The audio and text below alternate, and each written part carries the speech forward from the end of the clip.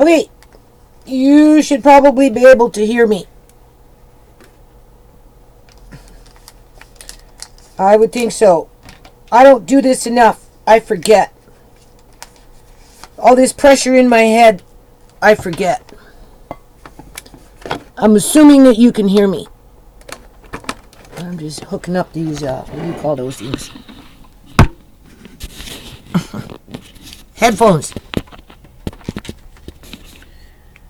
Again, I don't do this enough, so I forget. I'm kind of tired right now. Yep, there's Uncle John. Where is he? Do you see him? There he is, right there.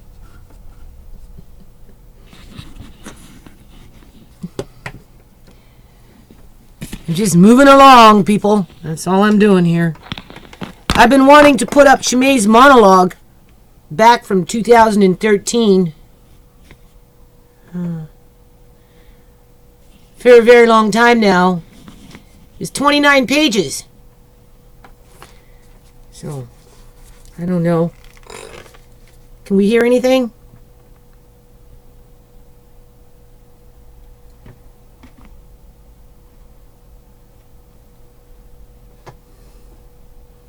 What's going on?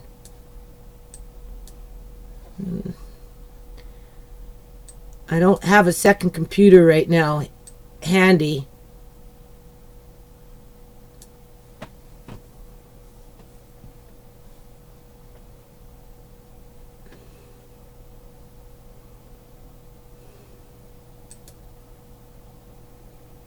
Okay. So what I'm going to do is I'm going to read some of this. That's all I'm going to do here.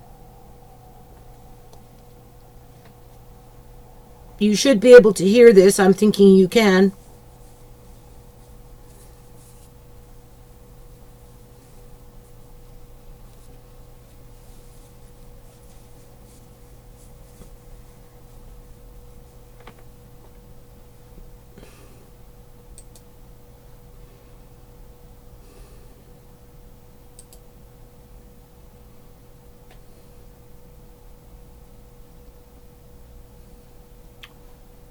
Now I want to make this bigger so I can actually read it. There we go.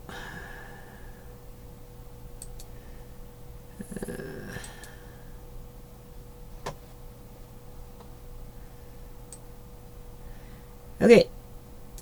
So, because we're not listening to anything else or anything like that, I don't think I need to wear those things.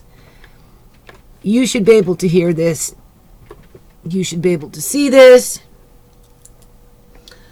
I don't have another computer here to see what you're looking at outside of, unless, of course, I go to the live myself, right? And then we can see that. There's 2 people watching from what I can see. It's going to switch over here in a minute. So there's the 2 people watching. Friends and foes.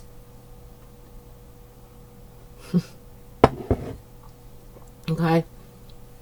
So I'm not going to worry about any of that right now. What I'm going to do is I'm going to go back to this. Now what this is here, this is ShaMay's inner monologue regarding the process of seeing Andre and his return home back in 2013 after Andre was wrongfully, I prefer to say illegally, apprehended from a daycare setting on January 15th of 2013. Now you have to remember, ShaMay was 17 years old at this time. Okay. And, you know, everything was fine, pretty much, people, like, right up until they kicked out Sierra on December 11th of 2012. Right?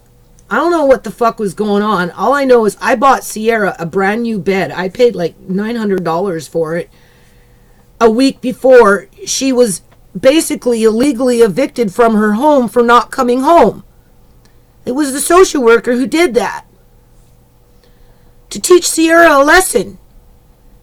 And because, if Sierra came home, the social worker told us all that if Sierra came home, that she was going to come in with the cops and take Andre from us.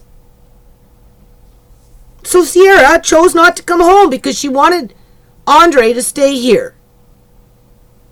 But within 10 days, from December 11th of 2012 until, you have to understand this, until December 21st of 2012, within a 10-day period, December 21st of 2012, from December 11th to December 21st, that's a 10-day period, she was disconnected from her methadone.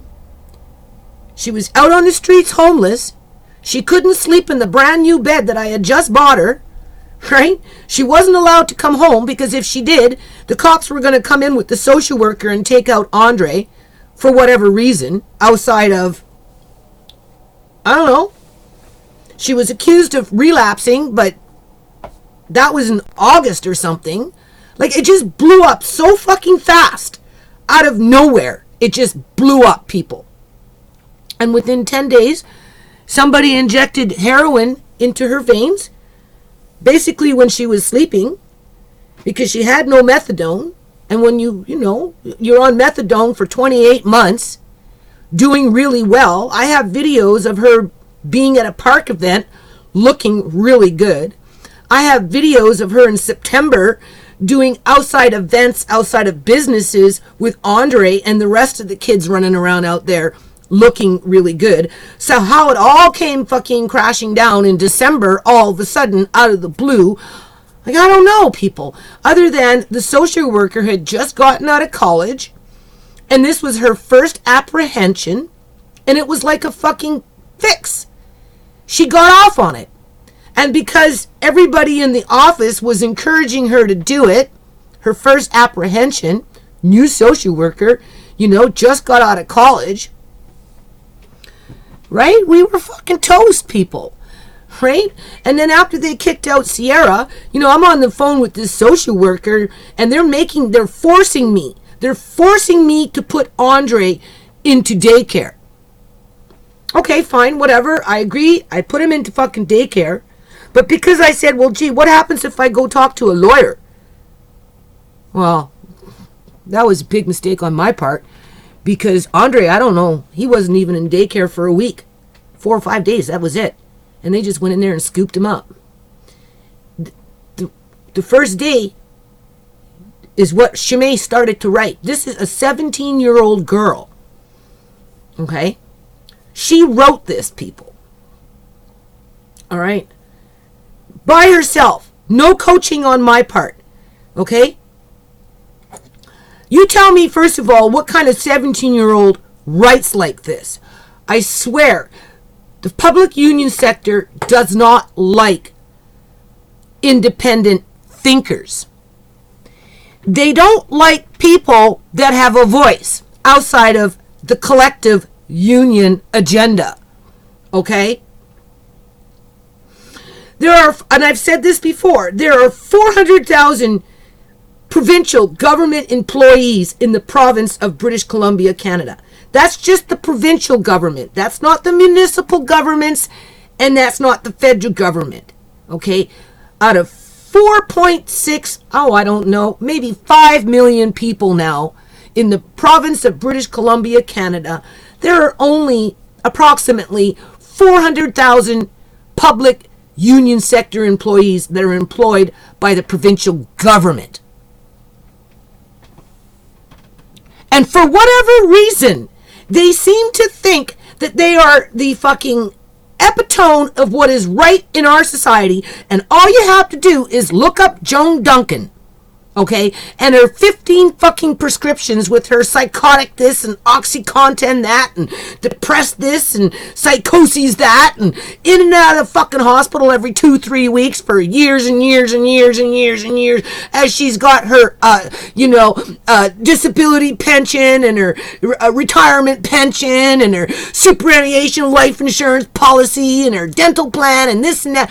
Okay, let's keep it in perspective here, people. 57% of the budget in black and white, where you can see it, where it's not buried in other fucking ledgers, goes directly to wages for 400,000 people out of 5 million. And this is how they treat families.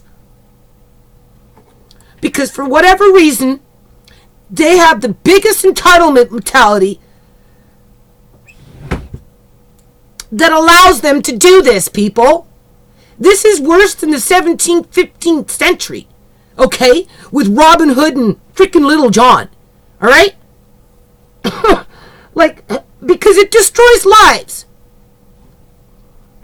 17-year-old girl going to school has to face this shit because of some overzealous fucking 24-year-old that gets out of fucking college and gets egged on to take a little boy from a home, right, where he was well looked after, happy, thriving, where everybody was productive. Even Sierra was productive. And for whatever fucking reason, you know, they needed him on the books for 12 months to get their fucking budget. What was the budget? $1.3 billion into the Ministry of Family and Children and Family Development? The only way they can have that $1.3 million into that one particular ministry is if they have 10,000 kids on the roster. It was the year end. They had to guarantee that they had a child with that 10,000. Andre was 9,999.1 out of the 10,000 that they needed in order to guarantee their $1.3 billion fucking budget. They don't care who they hurt, people. They don't care how they hurt them. This, what you read here, I'm not reading it all. I'm only going to read a little bit because it upsets me.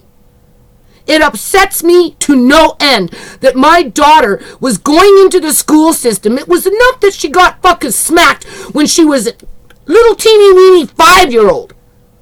I just did a video. I just put it up. I don't know who's watching. I don't give a fucking shit.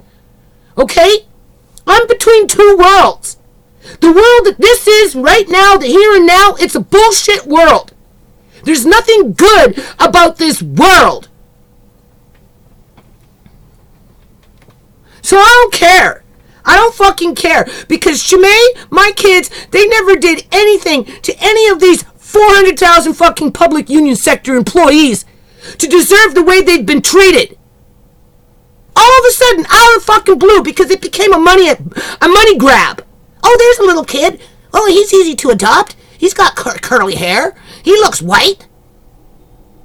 When they took him, do you know lawyers were telling me that I was going to lose my grandson for adoption because he was at the perfect age? He was 2. You know, with his little curly hair, right? Little light skin. Perfect to adopt out. Oh my God, people. As soon as I fucking heard that shit, I ran off to the Supreme Court of Canada. Huh, right? Because they weren't helping me with a lawyer, that's for sure. Hey, you're just a grandma, you're nobody. Yeah, okay. So in the meantime, you know, ShaMay goes back into school after being homeschooled for however long. She wants to go. I'm like, say go. That's her writing skills when she went in, people. And they didn't like it. They smoothed it over. Oh, don't be a nurse. No. We don't need that. We got enough of those. They're a dime a dozen. We need you to go into tourism. That's what you should do. Oh, no, we're not going to let you play music. No, because there's no room in our classes. Even though we know you're a gifted child. Because we're going to oppress you. Because the public union sector seems to think that they can oppress the fucking public and worm them over here, manufacture poverty over here, turn in the junkies over there, you know, let some excel, let the crooks excel, let the murderers and the thieves and the gangsters excel, but not the fucking honest, hard-working, up-and-coming young people that were born in this country to excel. No, God forbid, because someone like ShaMay might have, I don't know, stirred up the bee's nest, She had really good writing skills, people. She wasn't dumb. She seen corruption where corruption was at an early age, only because the corruption introduced itself to her by robbing her of her family out of the blue. Let's read. Out of the blue. Out of the blue, people. Wake up one day and just have it happen to you out of the fucking blue. January 15, 2013, Tuesday. Today is the day my nephew was apprehended from us. I have been crying since the moment my little sister told me he was gone. I was not home when this happened. Can anybody see anything? I don't know. Who is she? Where are we? Sweet Pea. Hello, you can hear me. ShaMay is her daughter, Sweet Pea. Yes, and I'm sorry I'm hollering, but I want to cry, people. You seen the video that I put up earlier. You can hear me, right? You can hear me, right? Right. Okay, you must be, because nobody's saying in there they can't hear me. Okay, so I put up the video earlier. You seen what I was doing. I showed you, right? I've been meaning to put this up for the longest time. Okay? I just did it now. All right? I'm going to leave the link into the description box. It's on my Google Documents. All right? And you should be able to see it. Okay. I have to calm down because I really do want to cry. Because my daughter was smart. That is the thing, people. My daughter was smart. Okay? Okay? That's the thing. I'm just going to put it back on her monologue here. Okay? Let me put it back on her monologue. Oh, where is it? There it is. Okay, I can't see anything. All I can do is see her monologue right now. You guys are talking between yourselves. Manage yourselves, okay? Because I cannot see the chat. Because I want to read this a little bit. And I want people to understand what kind of pain ShaMay went through at 17 years old out of the blue. Okay? Okay? She put up with Aunt Joan and Joan's bitchiness and picking fights and, trying to get Uncle John to choose all the time. And, she put up with her freaking sister, even though her sister had gotten better for 28 months. Prior to the 28 months, Sierra was a handful, right? She loved school, but there was times in her life when she couldn't be in school, people, because the school, the public, the employees, right? They were more interested in, controlling her destiny than they were about allowing her to find her own way in terms of her skills, people, right?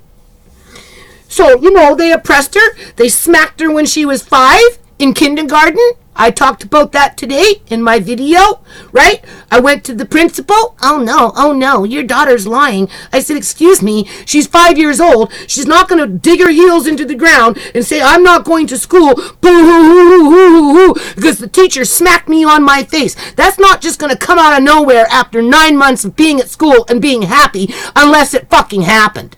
Oh, well, no, your 5-year-old has, cuckoo problems. She needs to see a counselor. No, you need to discipline your, teacher. Well, we're not going to do that. Okay, well, then I'm going to pull her out of school, because I'm not going to make her do something, first of all, that she's not going to want to do, and she doesn't want to go to school no more, because she's petrified to be smacked again, because you have to remember, my kids didn't grow up that way, people. It was probably the first time ShaMay was ever smacked. And it came from a Chinese woman yet, on the playground. Think about it. ShaMay's on the fucking playground, going down the slide, and the teacher comes along and smacks her in the face because ShaMay wants to play for a little while longer. Oh, yeah, okay. You know what? The only reason I didn't pursue it, people, the only reason I didn't take it to fucking court was because I was working on the nonprofit. I didn't want to bring scandal to the nonprofit. I mean, I don't remember exactly what year it was, but I was just coming into the game with the nonprofit. And God forbid if I was going to start battling fucking teachers and principals over ShaMay and ruin the nonprofit when I was trying to promote a universal school meal program.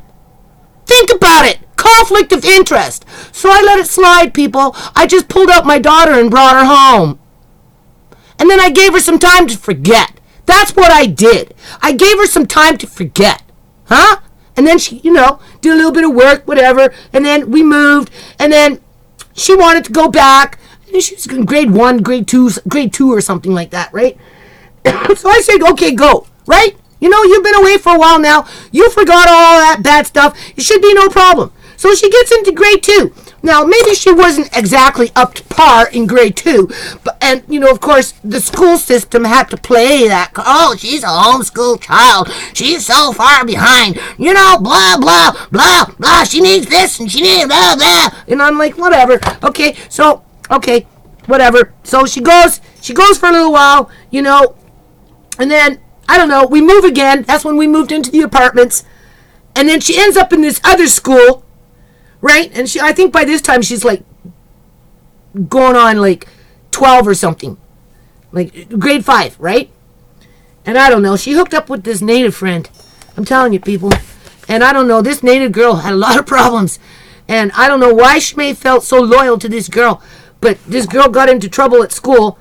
And somehow ShaMay was out on the playground as this trouble was going. So all the teachers came out and this and that.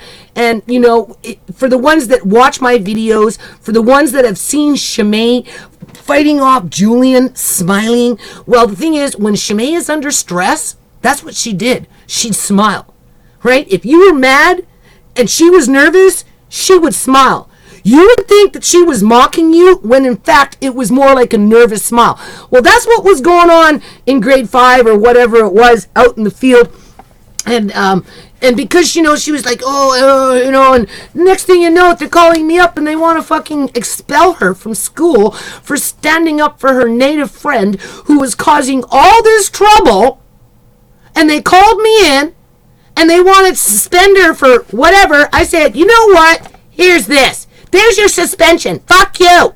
Fuck you. It was bad enough that you smacked my daughter when she was 5 and ruined it for her then. Now you want to ruin it again? Right? Fuck you. So I pulled her out of school. She came back home. She went, okay, whatever. She learned to play piano. That's when she started playing piano and stuff, right? Doing what ShaMay did, okay? And then, I don't know. See, I didn't know much about that native girl. All I know is one day the mother called me up and said, Hey, I'm having such a hard time with my daughter. Nobody wants her. We can't find a placement for her. Can she come live with you because she seems to get along with ShaMay? Oh, well, I'm a nice person. I said, oh, okay, sure. So I'm in this 3-bedroom apartment with my own damn kids, and I take this problematic teenager. Well, she wasn't even a teen. She was just a young girl like ShaMay. And, she moved into our bedroom. And because she was a native girl and she was with the ministry, through the ministry of native part, right? She was required to go to school. So she had to go to school. So now ShaMay wants to go to school. And I'm like, okay, you've been away for a while. You can go now. Fine, I'm not going to hold you back. So she goes to school. Well, I don't know, people. This girl didn't last very long. She only lasted a few months. And in the end, I ended up calling... I don't know what you guys are saying there. I'm just telling you the story, okay? I ended up calling the ministry, and I was screaming on the phone for them to come get this girl because she was so fucking out of control. And, she was starting to cause all this trouble at school, right, for ShaMay and just whatever. And eventually, I had to pull ShaMay out of school, right, because this girl was starting to stalk her at school. So I had to pull ShaMay again, 3rd time, people, out of fucking school, right, to protect her from this girl, right? Are you listening to me? And then she wanted to go to a different school, so I was going to let her go to that school, and Tisha can verify this, people. And then that girl started to fucking register herself in that school. And because she was native, it didn't matter where the fuck she was living. They were letting her go from school to school to school as she was stalking ShaMay. And my house. So ShaMay ended up sitting home for a couple, 2, 3, 4 more years, whatever it was, until like grade 10 or 11. She said to me finally, I want to go back to school. And I said, go. So when she got to school, she was writing like this. That's the whole point, people. School did not teach her how to write like this. They cannot take no credit. They had her 3 times, and 3 times they failed her. Oh, no, you can't be a nurse. We don't want you to be a nurse. You really should look into tourism. That's the better job for you. Yeah, who the fuck are they to say that's the better job for ShaMay? Because maybe if they would have nurtured her dreams like a school is supposed to, maybe she'd be alive today. But they don't like outspoken people because they're the public union sector. They're so smart, even though half of them can't even fucking read or write English anymore. Because they're all coming in off the fucking boat at a discount rate. Like, this makes me mad, people. ShaMay worked hard for this, and it got her absolutely nowhere because there are no dreams in Canada. Anything that we have as Canadian people born in this country is broken.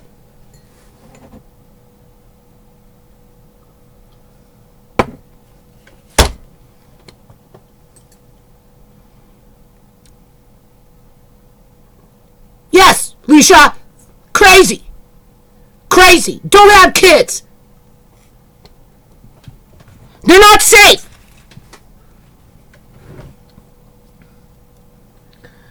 That's not the way I wanted you to tell you about ShaMay's school experiences, but, you know, it breaks my heart, people. Like, it literally breaks my heart that my daughter she loved to learn. I mean, okay, let's just read this, okay? Let me read it for a little while. And it's 29 pages. I can't read the whole thing. What I'm going to do is I'm going to make the link available. It's on my Google Documents. I will read some of it now. And then when you're ready, you can read for yourself, okay? And you'll understand what I'm talking about. And you know what? And this is not unique to ShaMay. Especially in the United States of America, in the inner cities where they're running kids like freaking cattle, right? From school to prison, huh? Doesn't that sound familiar? From school to prison. Manufactured poverty, people. Well, they're doing it out here in Canada too. Okay? We just don't have the density. We don't have the dense population where it really stands out, okay? You know, in the United States, it's hard to ignore from school to prison. Out here, it's a little harder to notice it because, you know, there's only 5 million people in the whole province, right? And a lot of these people nowadays have their Kelsa schools, their Catholic schools, their private schools that, you know, elevate them.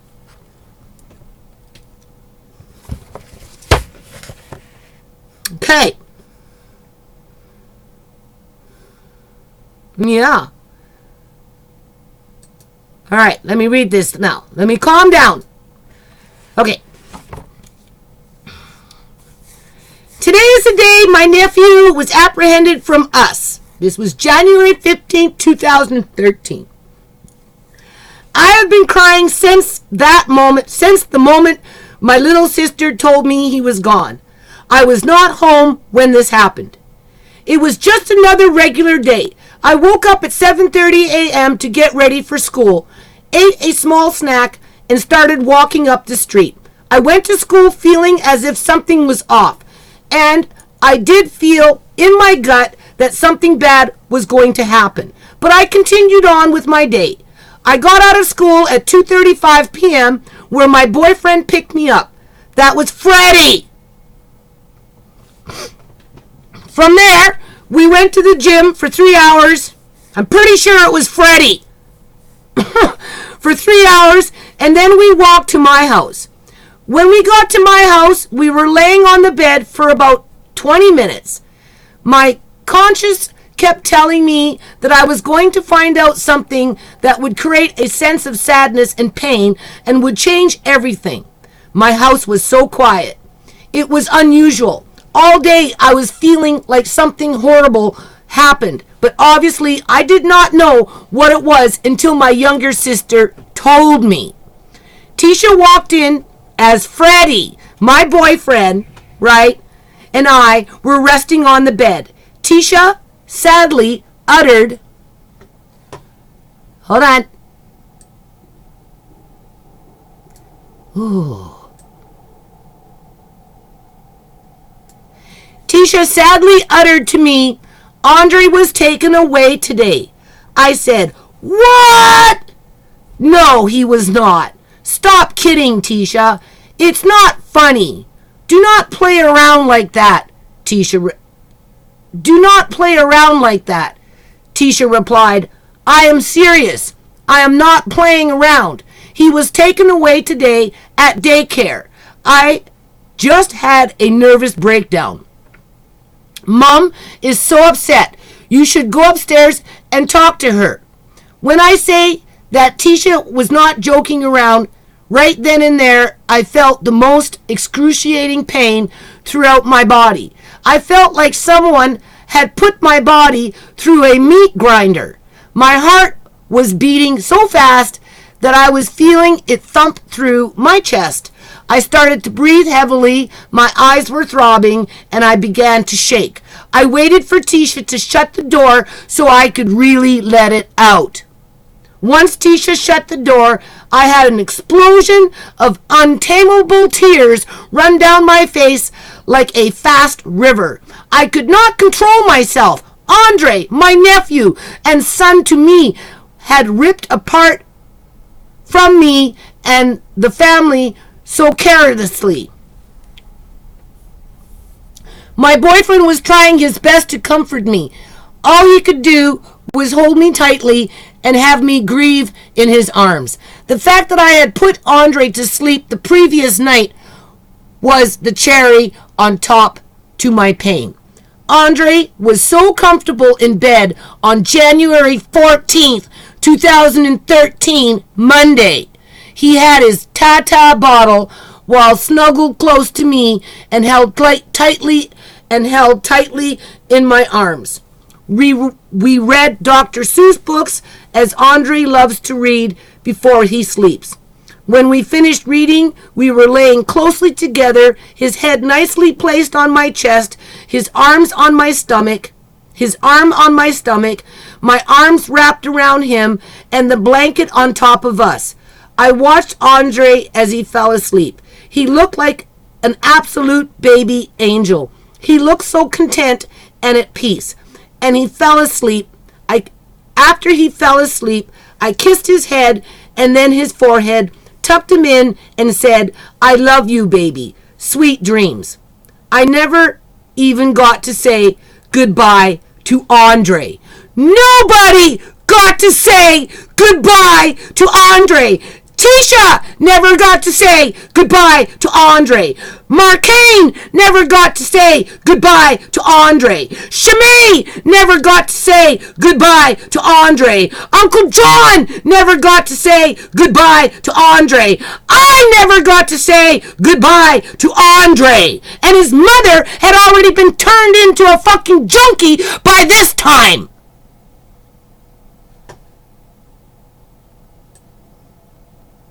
On the whim of a social worker that wanted to teach Sierra a lesson for not coming home.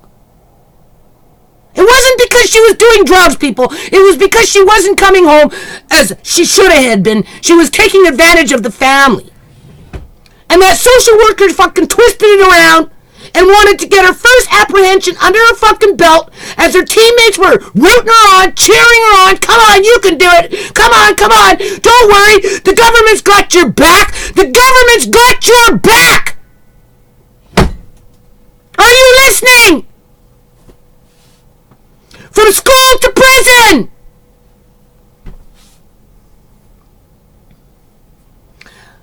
Page 2.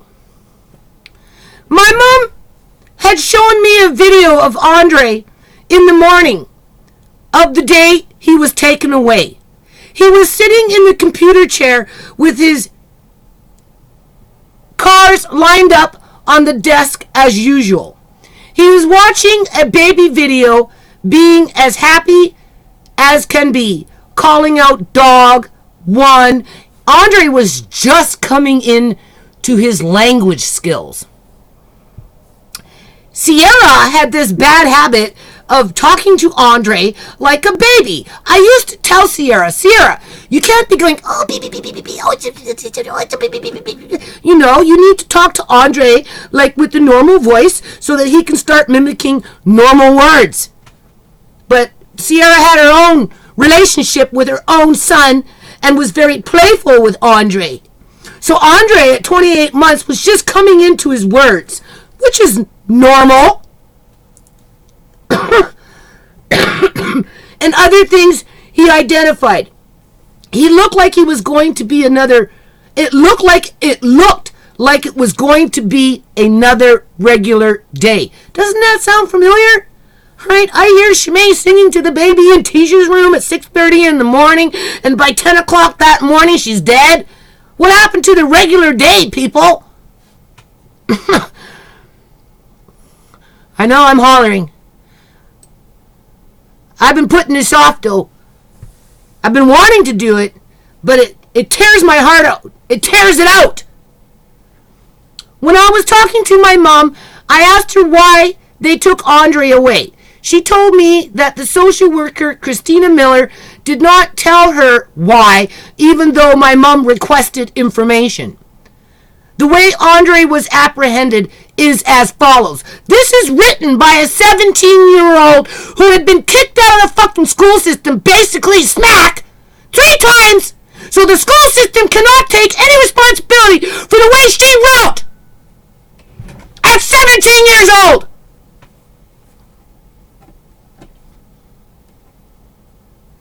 Knock them down a fucking notch here.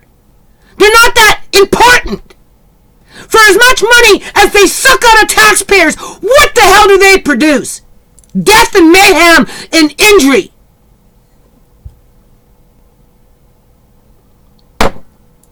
For gluttony. For their own personal gluttony. As they sit up there and smile in your face and tell you that they serve the public. I don't care if they're watching either. I live between 2 fucking worlds thanks to you people. The living and the dead.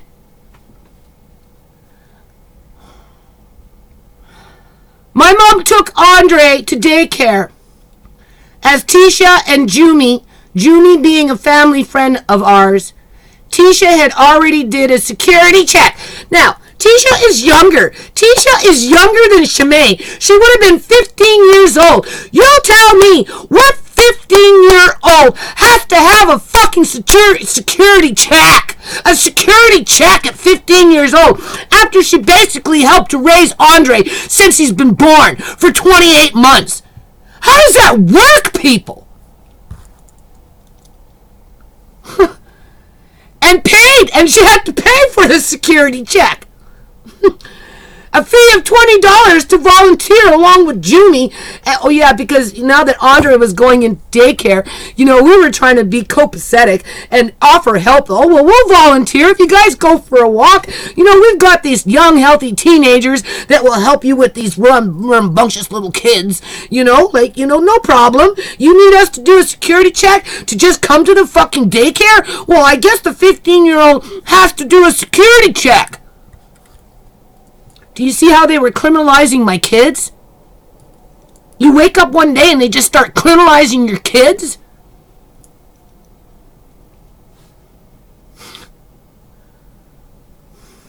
This is old wounds coming to the surface. This is what this is, people.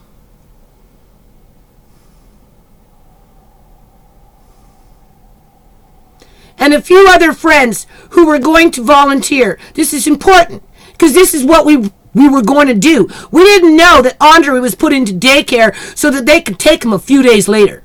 Right underneath our noses.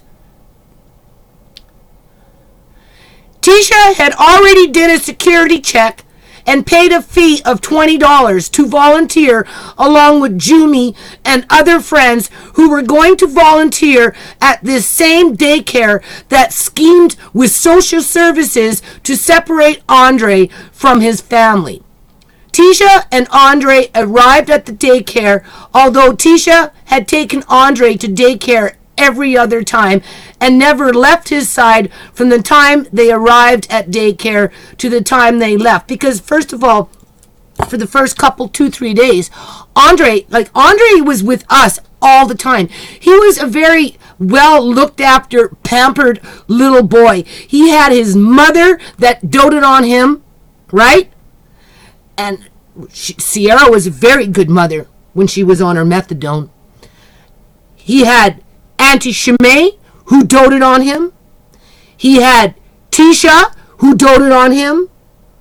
And when he didn't have those, he had me. And then, of course, he had Uncle Marcaine, and he had Uncle John. Andre was the center of the household. So, all of a sudden, he's in a daycare. He doesn't want to be at daycare. He wants to be with us. So I asked the daycare if Tisha could go there for the first couple of days and kind of like hang out and sit in the corner so that he could relax and learn to be by himself for a little while without going into a crying fit. They allowed that to happen, but as soon as they said no more, you have to leave, as soon as she left, they fucking snatched him up like it was no tomorrow.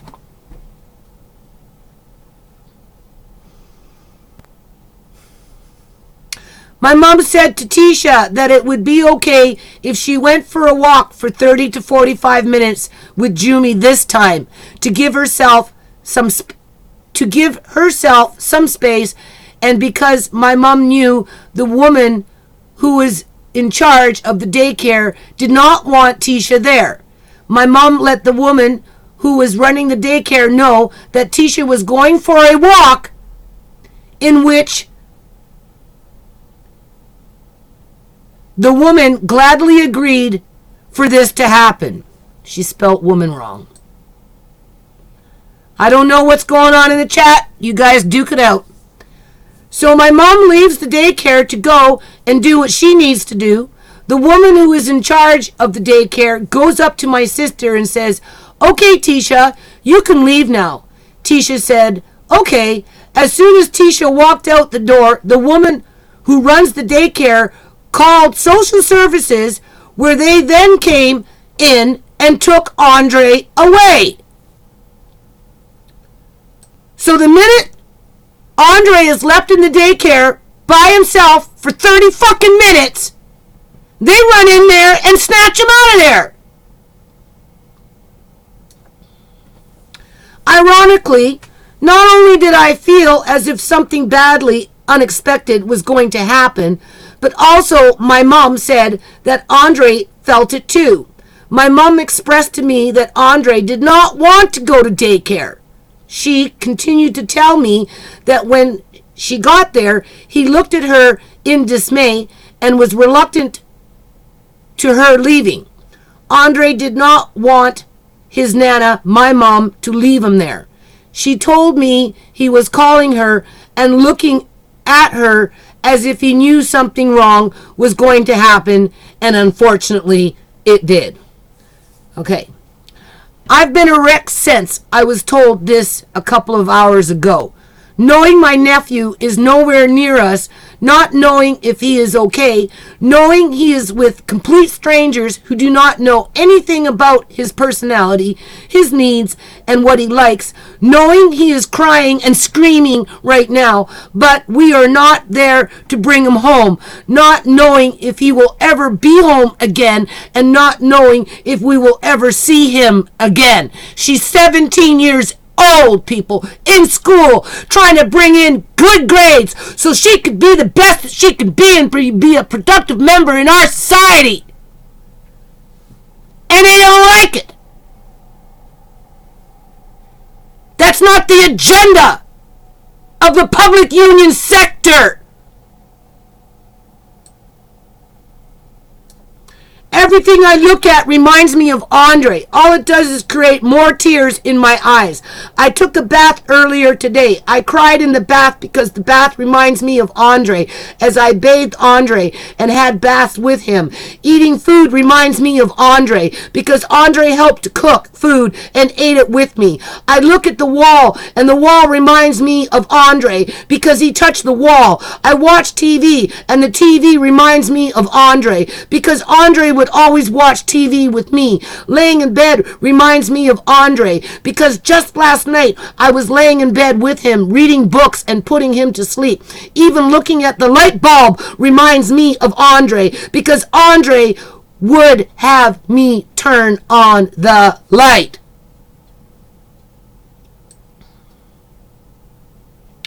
I have lost the most important and precious thing in my life. My baby nephew now has to suffer at the expense of inexperienced and conniving social worker who is probably feeling like she's really accomplished something today by apprehending the first child in her career in such a careless, naive, and misleading way. Okay? January 22nd, 2013. Now, this went to court, but let me tell you something. When you go to court 15 months later, I doubt a judge ever fucking read it. Not once. They take stuff like that and they put it at the bottom of the pile and they act like it's not there.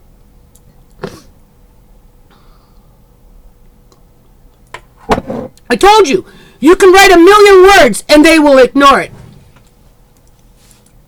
Simply because they have the taxpayers' dollars to do so. And 89 politicians that gives them free reins to run around the fucking province acting like fucking devils. For whatever reason. As if we're in the 15th century. Chop, chop. January 22nd, 2013, Tuesday.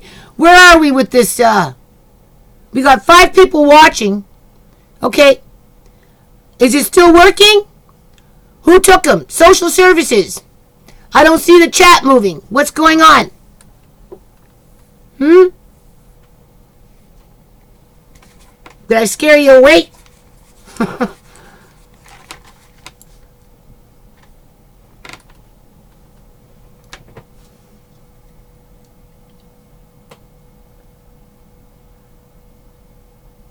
You just listening? Are we still streaming? I don't know.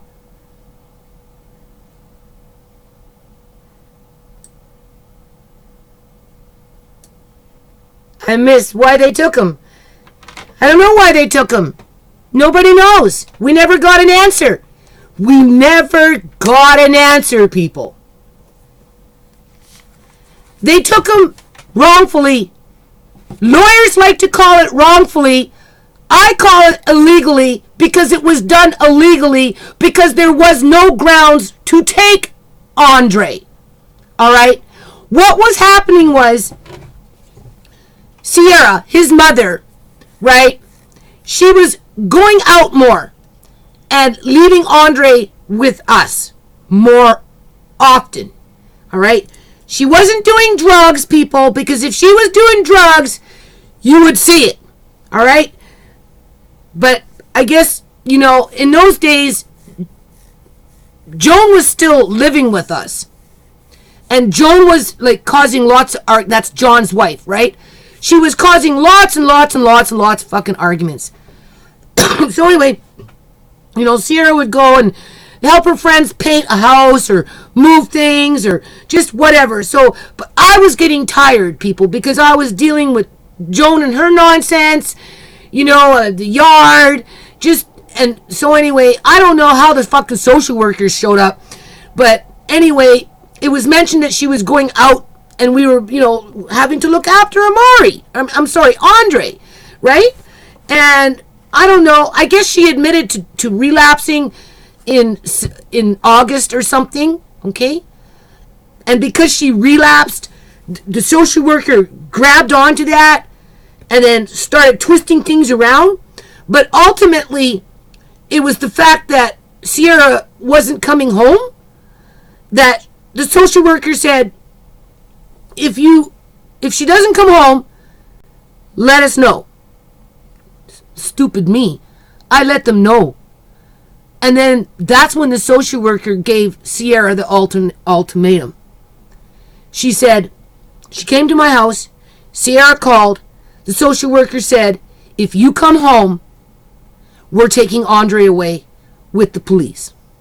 Sierra was on the phone, and Sierra said, I'm not coming home. And that was based on Sierra not coming home and leaving us with Andre looking after. She was coming home. Like, don't take it out of context, people. Okay? She just was taking advantage of her sisters and me, right? What she needed was counseling to stay focused on being a parent versus taking advantage of her siblings and her mother, right? But because the social worker twisted it around and said, well, since you're not coming home, right? If you do come home, we're taking Andre away. And then anytime after that, people, whenever we asked them why they took Andre, they could never give us a fucking reason. Ask my son, he'll tell you he doesn't know. Ask Tisha, she'll tell you after all this time, why did they take Andre? I don't know. None of us to this day know, outside of that the social worker wanted her first apprehension and her teammates allowed it to happen and praised her for it and made it happen at the expense of my family. And once he was in the system, you see, the thing is, they just have to get them in the system. Once they're in the courthouse, okay, that's it. You're hooped. You're looking at a year to a year and a half to get them back, at best, right? On average. Because the court system puts the brakes in. You go to court, they call you in, it just gets automatic. The kid's already in foster care. It's already written into the books, people. So the judge just pushes it over. Before you know it, you're into the 14th month. I went to court 22 times, people. Something like 22 times. We never got to talk to the judge. Not once. How can you go to court 22 fucking times?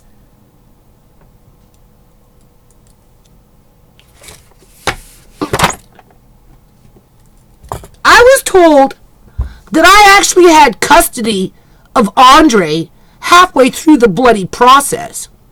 But because the judge took the paper where it said I actually had custody and put it to the bottom of the pile and completely ignored it, that gave them another fucking 8 months to drag it on.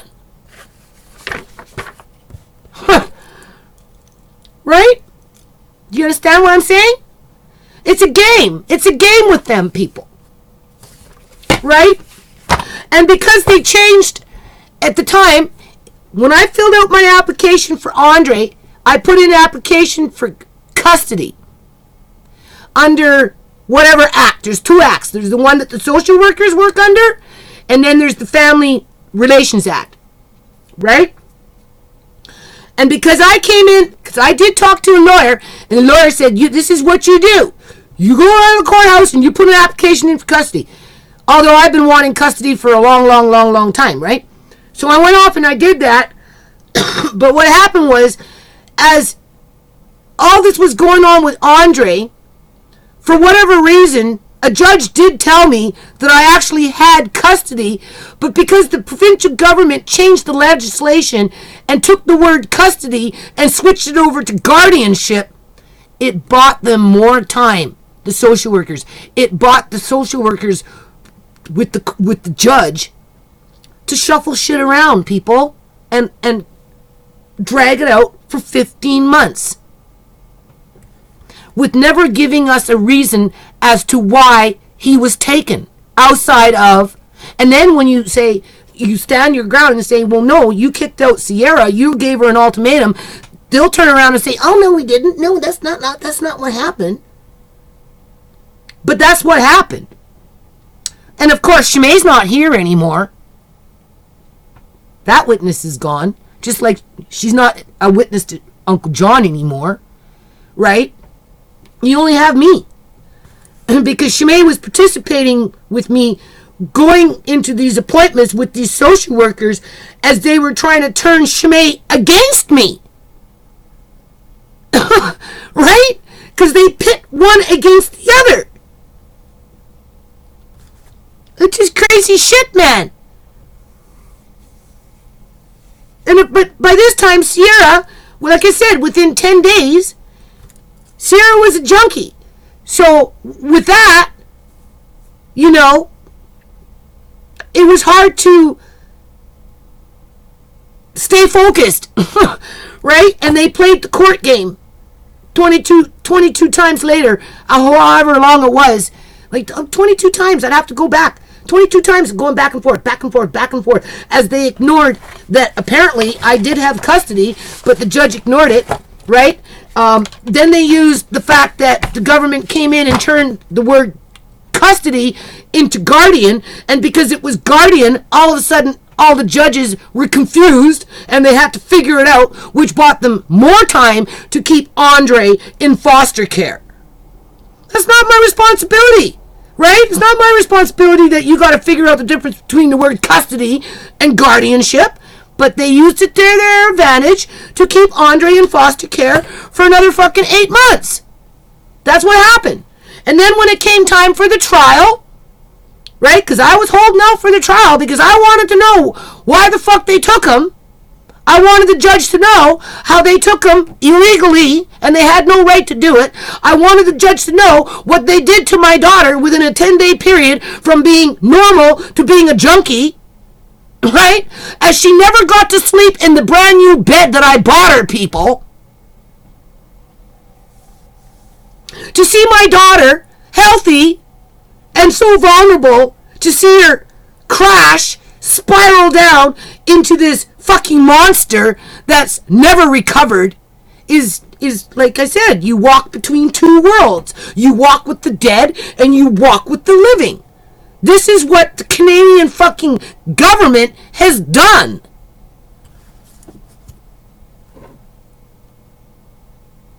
For money. For their budget. For their $1.3 billion fucking budget. From school to prison.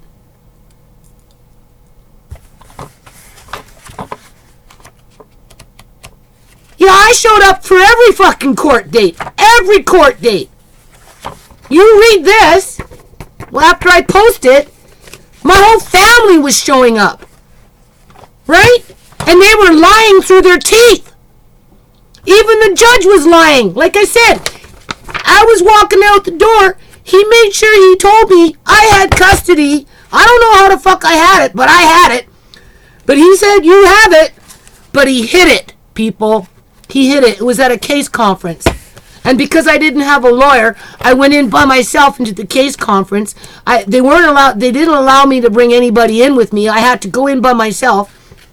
And, you know, I stood there and whatever I said in front of the judge, and on the other side was the social workers, right, and their lawyer or whatever they had, and you know, and the judge said, well, you know, blah blah blah, you need to go get a lawyer. And I'm like, well, I can't get a lawyer, I already went, they denied me.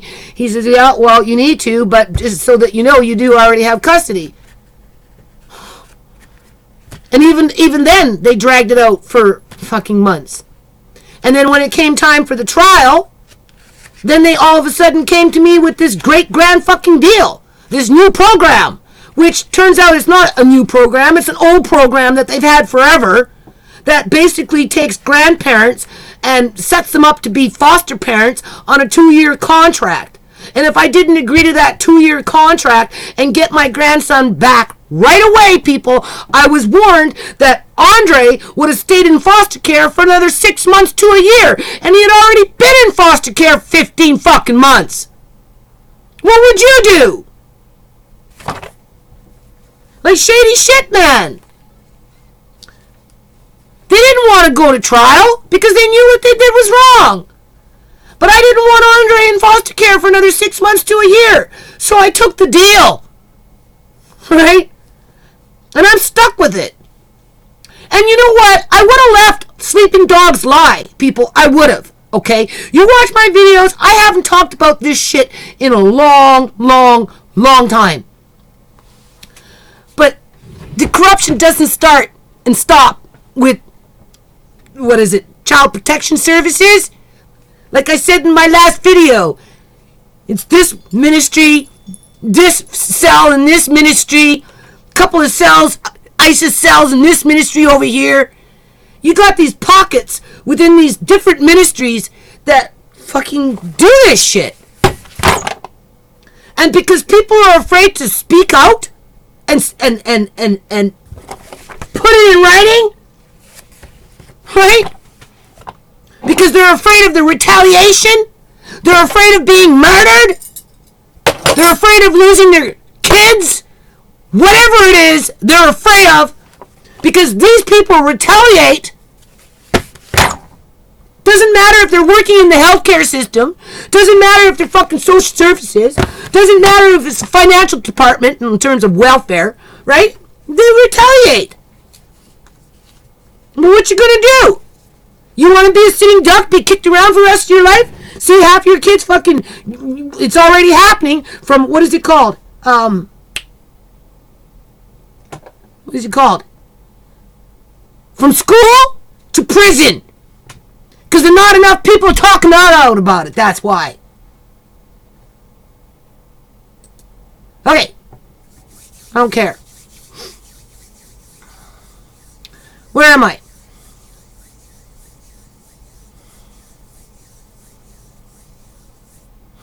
Did I move something here? January 22nd, 2013. This is a Tuesday now. Alright? Sierra had a scheduled appointment. Now, they took Andre January 15th of 2013. Read that part. Now, this is January 2nd. I guess this is the first visit. But you have to remember, Sierra's a junkie by this time. Because they kicked her out December 11th of 2012. And she was a junkie by December 21st. Because somebody injected her with heroin while she was sleeping.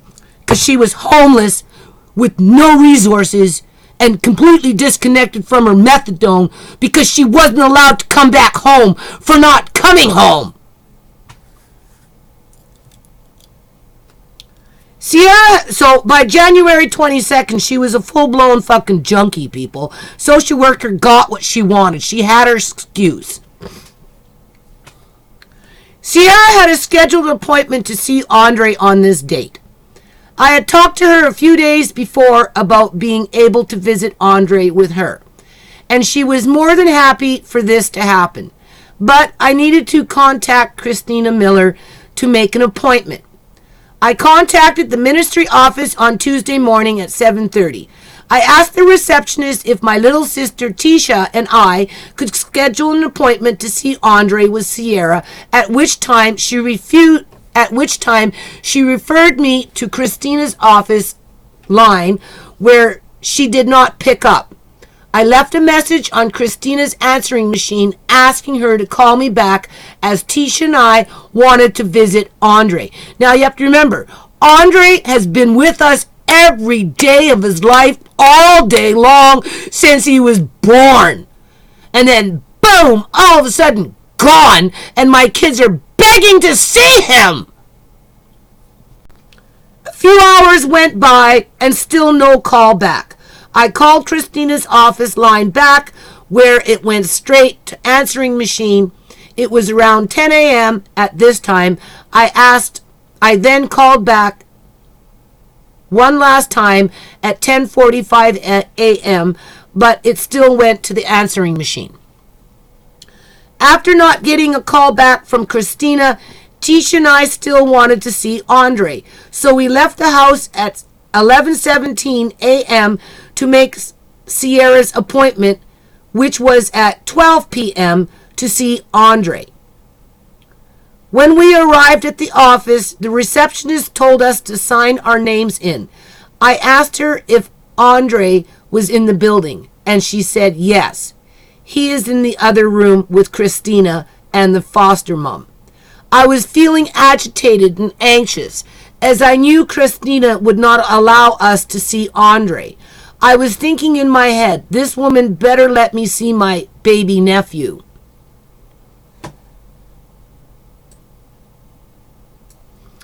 We waited for 5 minutes until Christina finally appeared behind the receptionist's desk.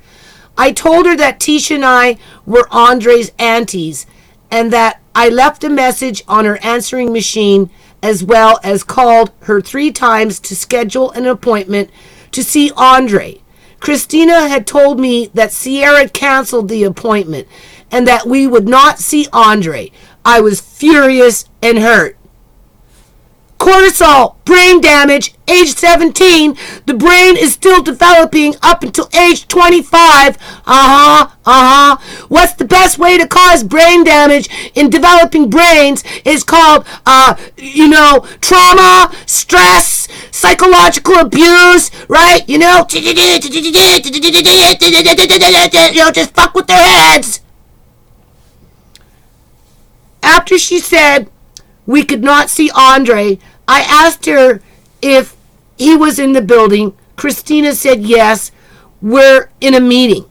I stood there for a minute, and she also read in my body language and see in my eyes that I was livid. I kept my composure and proceeded to say, so you are telling me that my baby nephew is in the building. Tisha and I, his aunties, who have raised him from birth, are also here, but we're not allowed to see him? We do not have to touch him, but we want to tell him we love him, that we are here, and that we are not going anywhere. Christina said, Sierra canceled the appointment, and I have to first meet with you personally before I can allow you to visit Andre.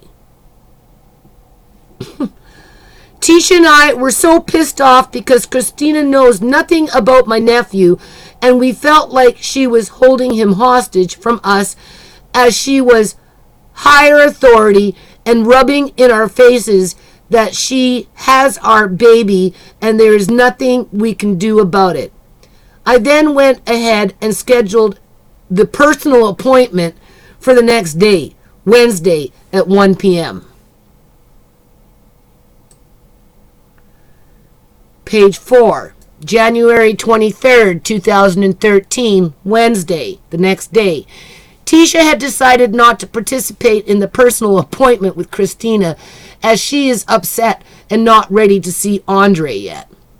I arrived at the office at 12:48 p.m. to speak with Christina. When I arrived in her office, the first sentence she said to me was, just so you know, if you record anything, I will stop all conversation. As if she had something to hide. I thought this meant that with her or her employees, but not my nephew. The next thing Christina said to me was, I needed to meet with you first before letting you see Andre because I do not know you. My thoughts were, know me? Please, lady, I have been Andre's auntie since he was born, and I helped raise him ever since he left my sister's womb. I will always be his auntie, and I will always take care of him. Andre does not need your clarification on knowing me, as I know Andre, and he knows me more than anyone else besides the family as a whole. I really despised her saying that. She does not know me as a means to keep me from seeing my baby nephew. I do not give a crap whether you know me or not. You ripped Andre away from me, away from the only ones that love him, nurture him, make him happy, make him healthy, the only ones he trusts and feel comfortable with. And to say I do not know you is a naive and rude statement based on the fact that I have been in Andre's life since birth. The only thing that matters is that Andre knows me. She is 17 years old, people. Another thing that angers me greatly. Wow. Just that in itself from a 17-year-old, right? Think about it. Another thing that angers me greatly. That's the making of a strong public speaker one day. Something that the public union sector would find as a threat. Another thing that angered me greatly and made me feel like the care that was provided by my family to Andre was inadequate was when Christina said, he is in care now. He is in care now. Because that's what they like to say. He's in care now. He's in our care, right? He's in care. Andre was always in great care. He was always provided with the things he needed, but he always had more. Andre never went without food, never went without clothes, never went without attention, never went without toys, never went without socialization, never went without learning, never went without his pets, never went without his musical instruments, never went without his favorite baby songs, books, and cartoons to watch. Andre never went without life. He has never been hurt, as he has always been safe, happy, and secure. To say he is in care now was at your expense. My family and I have gone to the end of the earth to be there for my baby nephew. And Christina spat on it by saying he is in care now. Can we say brain damage, people? The beginning stages of brain damage, people?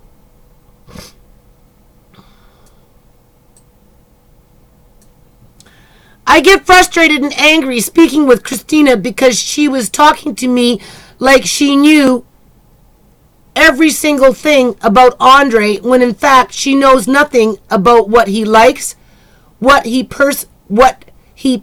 personally is like, how he likes to do things, what his favorite things are, how he interacts, how he likes to be put to bed, how he likes to be bathed, how he washes his bum and keeps the diaper rash from coming,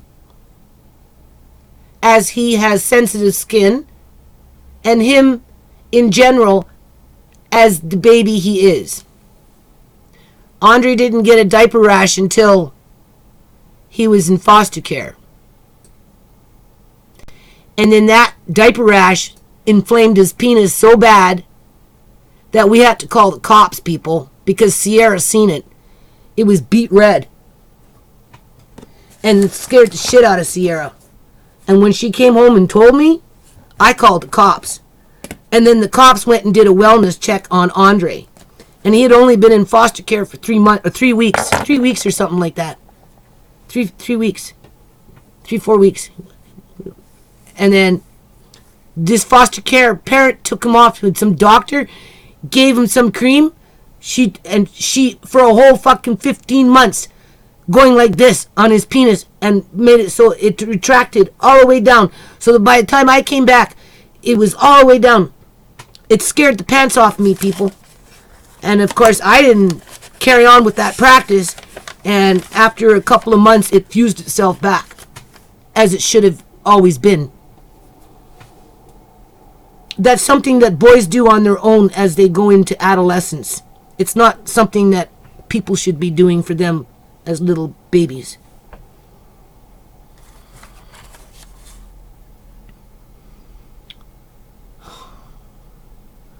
I felt frustrated and angry speaking with Christina because she was talking to me like she knew every single thing about Andre, when in fact she knows nothing about what he likes. I read all that, right? Christina gave me an overview of what my appointment would be like with Andre. I can only see him once a week, either on Tuesdays or Thursdays, from 12 p.m. to 2 p.m., in a small little room that faces her office. I cannot take him for walks or go to the store with him or buy him a treat. I can only stay with him for 2 hours. The appointment with Christina did not last long.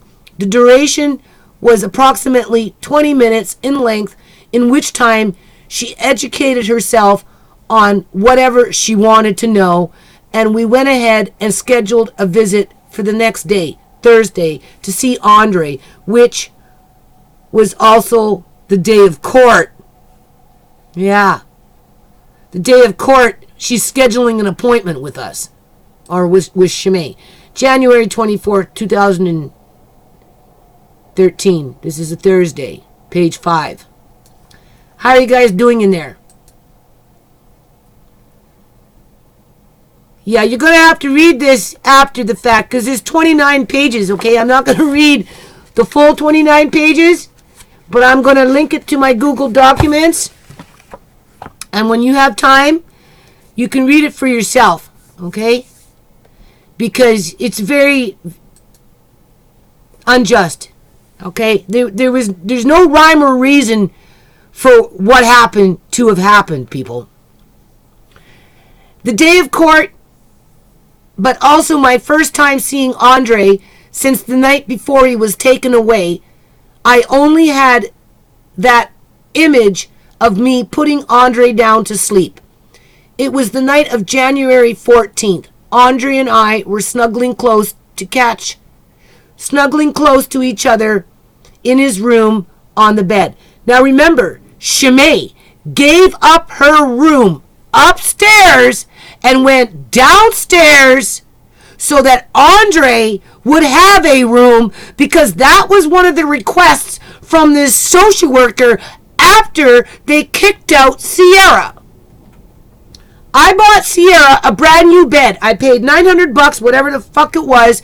It was in her room in the basement downstairs, okay?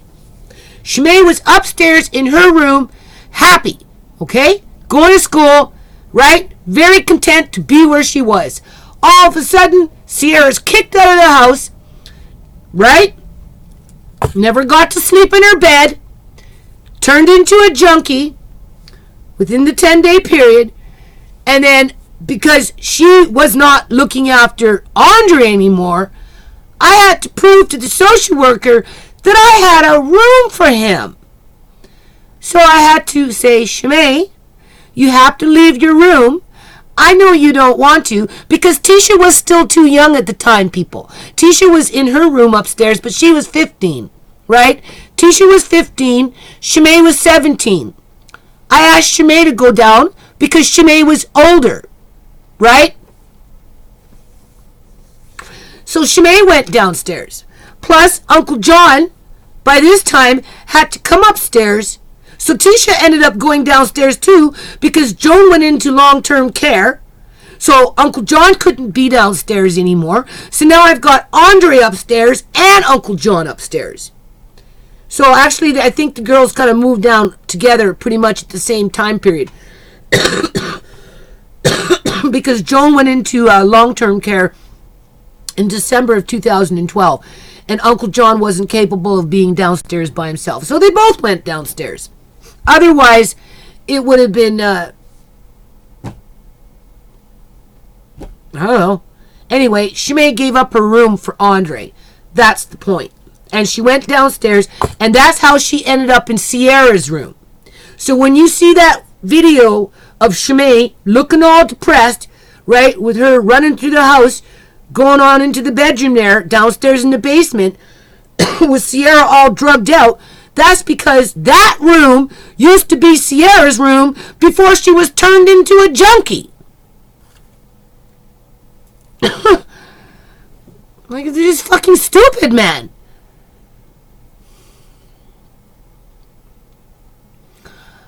I only had that image of me putting Andre down to sleep. It was the night of January 14th. Andre and I were snuggling close to each other in his room, which actually was ShaMay's room, on the bed. He had his Tata bottle of warm milk while he was tightly caressed on the side of my right arm close to my chest. Because he was just 28 months old, right, people? You know? And he was missing his mom. And we weren't trying to, like, agitate him. We were trying to soothe him and get him into a routine. And we had him into a routine, people. Because the girls that I've been there since birth, right? So, you know, he was missing his mom, but, you know, he had ShaMay and Tisha, and when they weren't there, I was there. Right?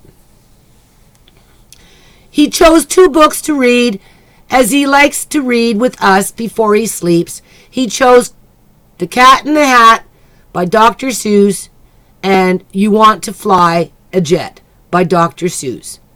We were reading together and Andre was so excited. He was identifying all the pictures and was reading along with me. Andre loves his story time before bed, and it always puts him right to sleep. The feel of him slowly falling asleep on the right side of my body, and his head on my chest never leaves. Court was scheduled for 9:30 a.m. My mother, Judy Lynn, brother, Mark Hain, sister, Tisha, friend, Ashley, and myself were on our way to pick up Sierra. When we arrived at Sierra's house, remember, Sierra got kicked out, so by this time she was with Austin, the one that liked to beat her and choke her and, pull out her hair and, mutilate cats and, that one, right? Was up and getting ready to leave, but Austin and her were fighting hysterically as usual. The other tenants had told my mom that they constantly fight every day and that it never stops. Sierra was getting dressed, but Austin was screaming at her and stressing her out, so she told us to get away from her door. As Sierra is screaming back at Austin, she tells us to go away and she will be there as she is out of breath from yelling at Austin. This is on the way to court. I think my son mentioned that in his video. The way Sierra sounded in my ears was the sound of her dying. The sound of her yelling at Austin was frightening, as I heard as clear as I can be the numbness and weakness in her tone, and the deep down feeling what my sister feels, a cry for help. Sierra told my mom that she and Austin were going to take a taxi and then bus it to the courthouse. But all of us knew that this was never going to happen in the hands of being with Austin. We tried to plead with Sierra that she needed to come with us and that it was very important that she show up. But Austin and her were fighting and she chose not to come with us. Already on the verge of running late in the car, there was no way Sierra and Austin would make it by taxi and bus. As we drove down the road, we turned around to attempt to get Sierra a second time, as we felt it was highly unethical and negligent of her to choose to fight with Austin and get thrown off from coming to court rather than coming with us in the car so we could all arrive safely as planned. Still, Sierra retaliated and told us to fuck off and go away. When we arrived at the courthouse, we were trying to be adamant that Sierra and Austin were going to show up and eager and waiting to see if they would. But as time flew by, there was no sign of Sierra and Austin. We met with Sierra's lawyer, who was talking with us about the case. He said nothing could be done on that day as Sierra and Austin, the parents of Andre, did not come. He needed to talk to Sierra about Andre being in the custody of my mom, as he needed Sierra's permission. But because she was not there, he could not do anything. He was educated on all of our viewpoints and what had been happening, aside from what had been going on with Sierra and Austin. But because Sierra had been somewhat negligent for her own reasons, the process of getting Andre back will take longer and become harder unless she takes more responsibility. A new court date was to be scheduled for February 7, 2013, Thursday, as Sierra and Austin did not appear on Andre's and their own behalf. Now we're going into page 6.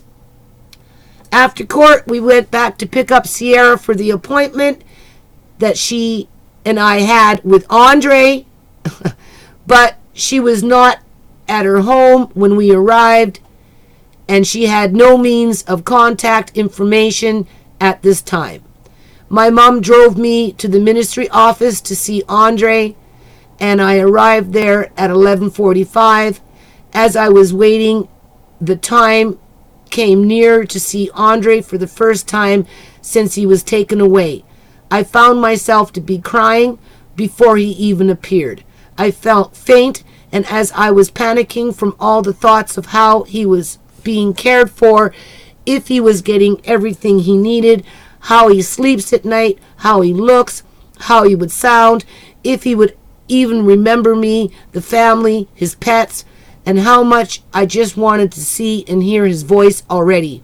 I felt anxiousness because I had never wanted to see, hold, and kiss my nephew so much in my life, but also because I needed and wanted only his feel that could calm me down. I felt sadness as I knew he would call for everyone, and everyone cannot be here, that he wanted to come home with me and not with some random stranger, that he was going to look into my eyes as I behold into his, the sight his internal unhappiness because he wants to be home with his family, and that at the end of the visit, Andre and I would not be able to walk home together as we always did. I felt fear for the last visit Sierra had with Andre was unreal. I felt fear as the last visit Sierra had with Andre was unreal. He was not himself. He was not responding to what she was saying. He seemed unaware, which is completely not in Andre's character, and he looked droopy. That's because they were doping him up, people. Even in talking on the phone with Andre, when Sierra first visited him, he was not talking properly. He was not responding in the way that he usually does, and I feared that he was going to be this way with me.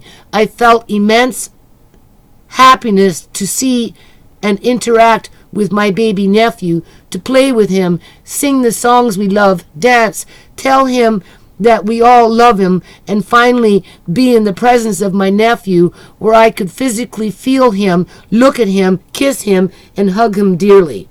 I started crying before Andre came.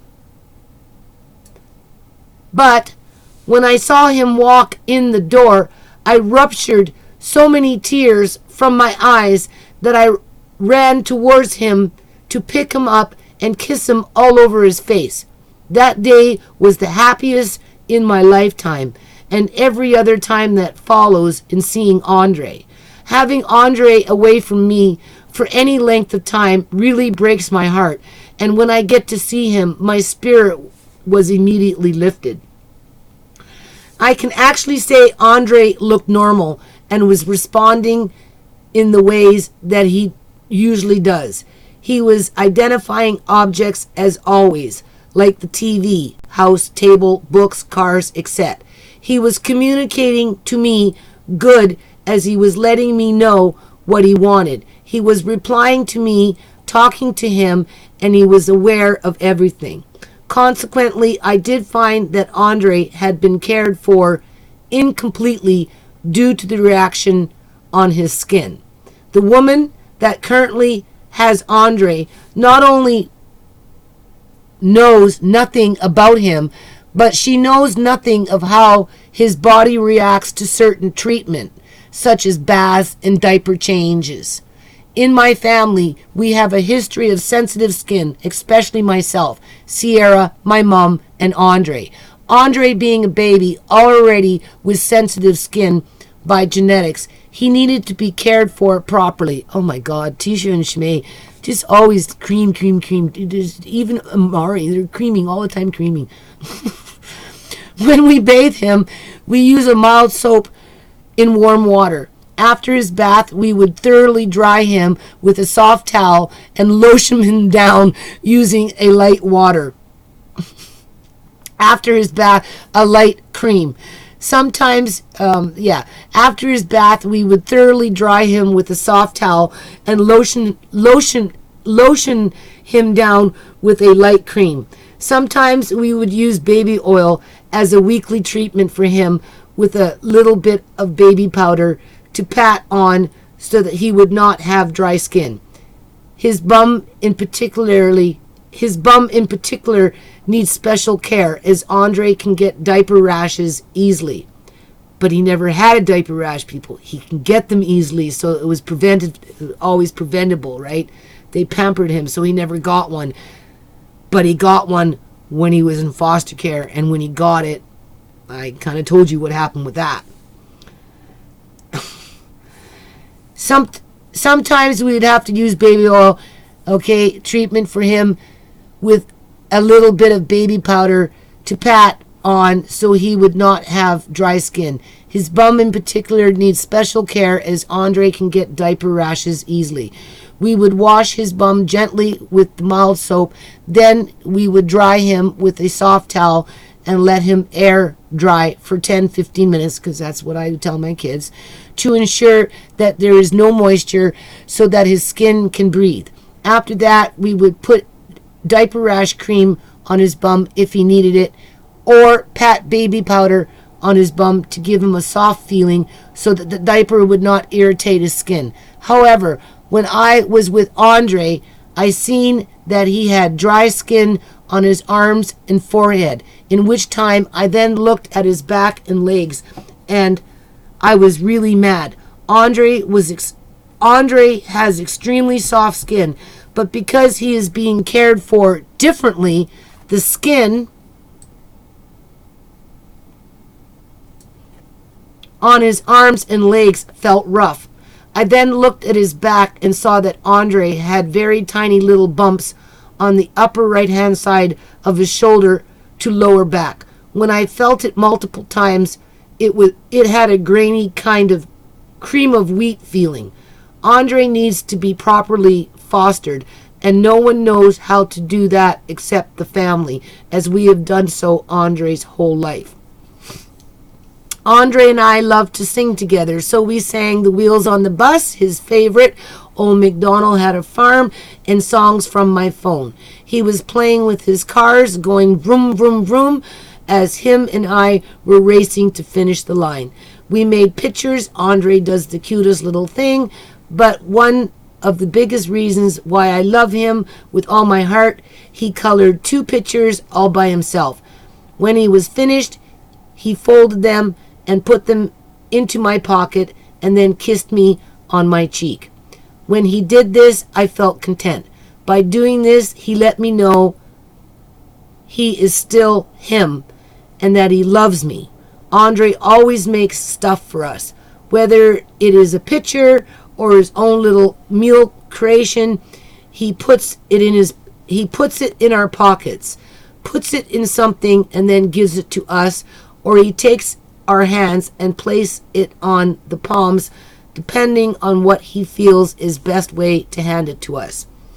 I was crying throughout the visit with Andre, the way I was seeing him playing with me, acting with me, kissing me, talking with me, singing together, coloring, and doing the things we do at home.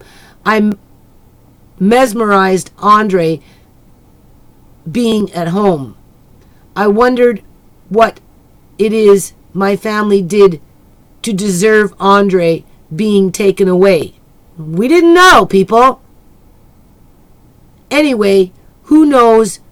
My family and Andre clearly knows there is nothing wrong, for they have witnessed with their own eyes the environment Andre was in, and it never indicated or warranted Andre being separated from us. 17 years old, people. Running at the mouth here. She like her mother. Only thing is, ShaMay was a genius. I'm not a genius. It was natural for ShaMay. I had to work at it. Big difference. It was such an emotional experience visiting with my nephew. I could not stop myself from crying, and I am not one to cry whatsoever. Still, I am as hurt as I ever can be. Even though Andre is Sierra's son, Andre is just not my nephew. He is like a son to me as well, because they were there every day helping Sierra. Right? Andre was the center of the whole house. Even though Andre is, okay, read that. He is like a son to me as well, my baby Bubba. Being with Andre entirely from the minute he was born to now, I have learned the kind of love a parent has for their children. Andre may not have come from me.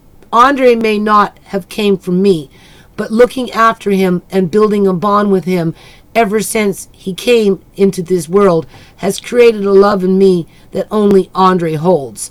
This is the kind of love where you would give up absolutely everything without hesitating to ensure that happiness and safety of the one you feel within your heart and soul, the love where you are forever devoted to protect against the dangers that come to them, the love in which you provide with nourishment as a force on allowing them to always feel cherished and reminded that you are there for them. The love is the love to how you guide them through their journey of life, because you only want them to have a great life where it is promising opportunistic. Aside from the happiness Andre and I both felt in seeing each other, I could see in his eyes he is unhappy. I took pictures of him, and when I showed them to my mom and some friends, they said he looks miserable, and he does. I really cannot bear to see my nephew with sadness in his eyes. Myself, my family, and anyone who knows us are not used to seeing Andre in such a way, and to know he feels this way is the worst part. Andre has always been happy and a healthy boy, and a healthy baby boy, but it has been drained from him when he was taken away. It kills me inside to know my baby Bubba is not happy. I wish I could do more with Andre than just stay in a room. When he was at home, we always went out to the mall, the store, friends' houses, played piano, watched TV, played outside, played with the cats, read books, cooked and cleaned, sang songs, played on the computer, but now I am stuffed into a small room with barely anything to do with him for only 2 hours. It frustrates and disappoints me that in having been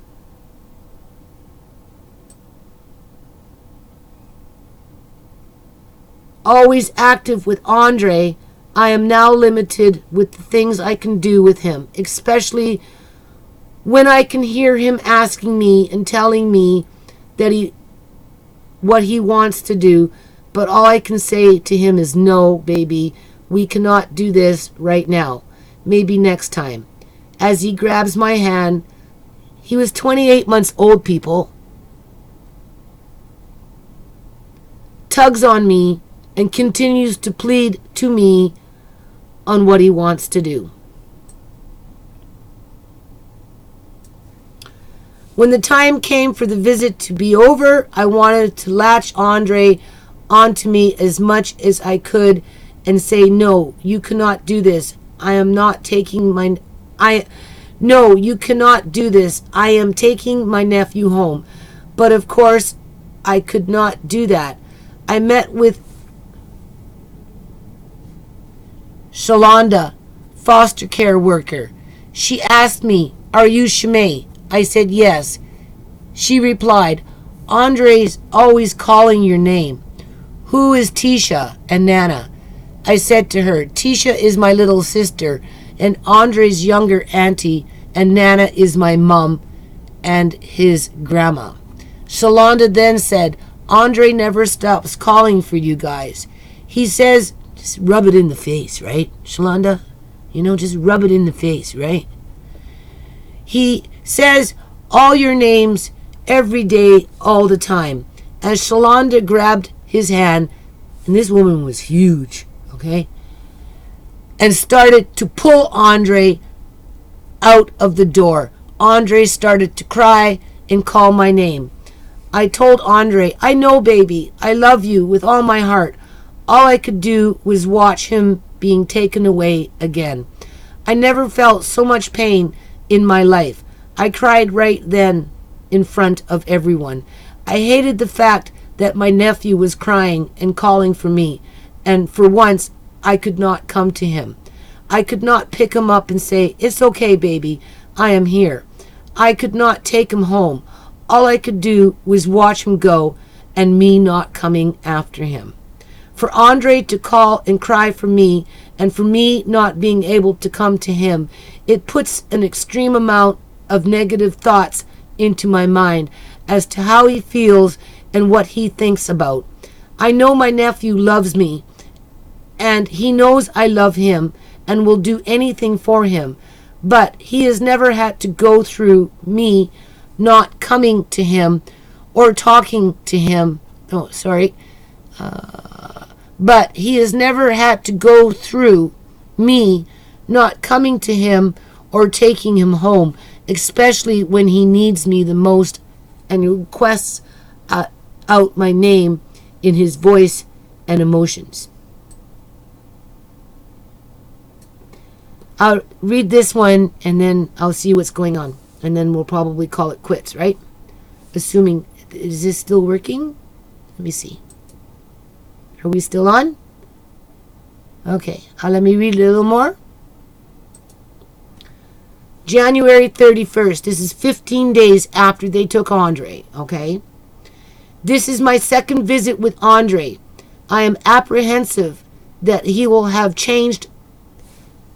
I am apprehensive that he will have changed behavior the more he is away from us. What will he do? What will he say? How will he act? Will he remember? These are questions that never leave my mind. And she's going to school, people, right? You know, this honor student you've seen in the last video, right? Through all this brain trauma, right? Psychological warfare, right? You know, making teenagers retarded through stress and grief, right? She still managed to pull in good grades because she had a high IQ. In public union sector, they don't like that, though. Right? They like sheep. And when they're done with the sheep, what do they do with them? They slaughter them. And they harvest them. Sierra was supposed to have the appointment with me to see Andre, but she never showed up, as I later on found out that she and Austin had been kicked out of their place. I arrived at the office at approximately 12 p.m. as Andre was getting out of the car. I screamed, Andre, Andre, and he turned around and yelled, May, as I ran to hug and kiss him. When I was signing in, Shalonda said to me, guess what, ShaMay? I replied, what? Shalonda answered, Andre went potty. My feedback was Andre was always going potty. We were in the process of potty training him. He started when he was 2. She looked at me with a surprised face, and I continued to say, when Andre would go to bed with his diaper on, he would not pee or poo in it in the whole night. The whole night. Instead, he would wake up in the morning and then wake us up to let us know he needed to use the toilet. The way he would let us know is by saying poo, pee, or bathroom. We would get out of bed. Andre would walk to the toilet himself. Little Leia May is starting to get toilet trained, and she's what? Like, she's not even a year and a half yet, because we put Amari on the toilet, and because Amari sits on the toilet, Alea May wants to sit on the toilet. Like the baby toilets, right?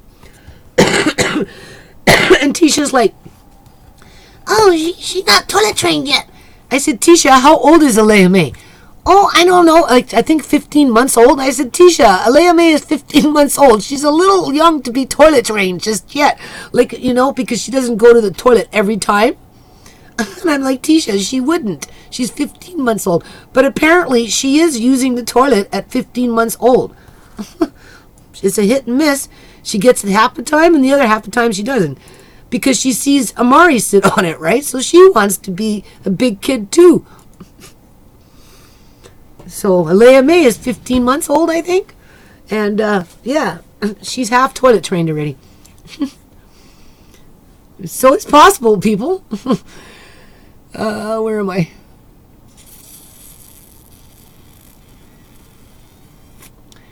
The way he would let us know, read that.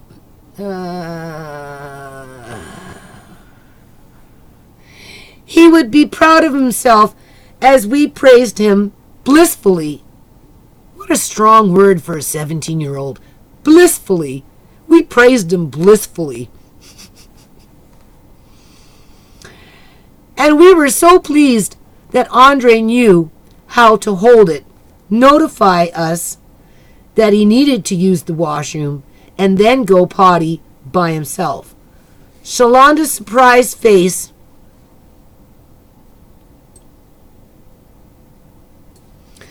resembled a thought in her that Andre had only went potty with her. But when I said to her that Andre going to potty is no surprise and that he had started when he was 2, all she did was look at me in disillusion. Shalanda had also taken Andre to the doctors. She had told me that he was breathing heavily, and that when they were outside of a grocery store where people were smoking, Andre started coughing for 5 to 6 minutes. She uttered to me that the doctor said Andre may have asthma and that they were going to monitor it. I find this to be a bit suspicious, though. Andre has never had breathing problems or coughing attacks for 5 to 6 minutes. The only time he has ever breathed heavily and had coughed for a certain duration of time was when he had a cold or fever. As well, when Andre would get his doctor checkups, there was never any indication from our doctor that he had any respiratory complications or any complications of any type. Now, all of a sudden, he started to breathe heavily and had a cough attack from people who were smoking outside. My mom smokes, but not around Andre, and we never experienced Andre having a coughing attack from smoking. Why is it now that Andre should be coughing for 5 to 6 minutes and breathing heavily? Perhaps Andre may have asthma, as his mother Sierra has asthma, but I do find it weird in now that he is not with the family and Christina Miller is trying her best to keep him away from us and have him long-term placement. That particular length will be taken to make this happen. That particular length will be taken to make this happen. If Andre had a cough attack from the people smoking outside the grocery store, Christina will use that as an excuse to say my mom smokes and therefore it is not good for Andre to be around that, when in fact Andre has never had this problem for the time he was with us. And doctoral feedback was that Andre is healthy and everything looks good. How come when we would take him to stores and people were smoking outside, he seemed okay? As I said, Andre had only breathed heavily and actually coughed for a period of time was when it was from a cold or fever, and also depending on the intensity of the cold or fever. Andre ended up not eating for 6 months, basically, people. And he completely shut down and didn't talk for 6 months, people.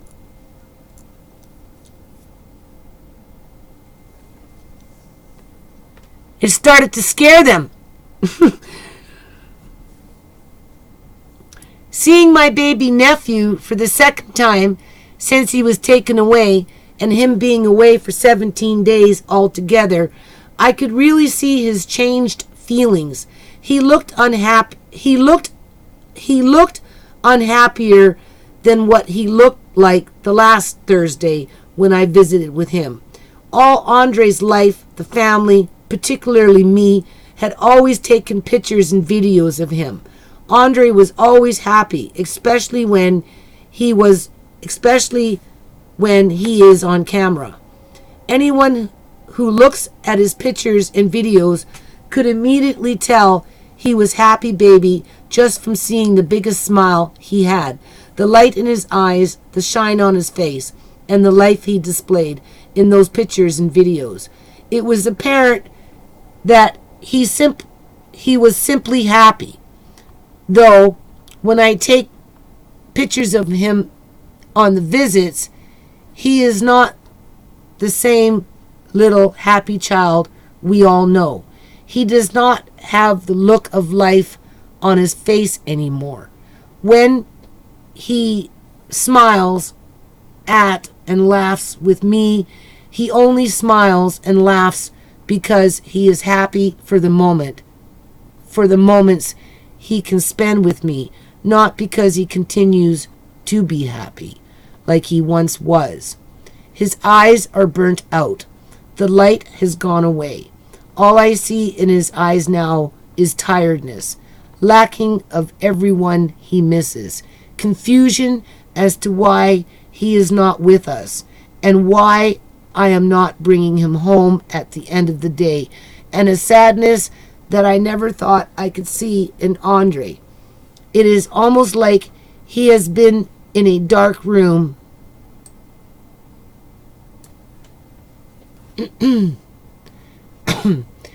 with the way he looks. He has lost his spirits, the spirits that made him smile and laugh all the time, the spirits that filled his eyes with light and wonder, the spirits that made his face shine like a star, the spirits that made him full of life. And now those spirits had been savagely torn down by people who put up a show acting as if they have the baby's best interest at heart, when it is themselves they have been thinking about benefiting.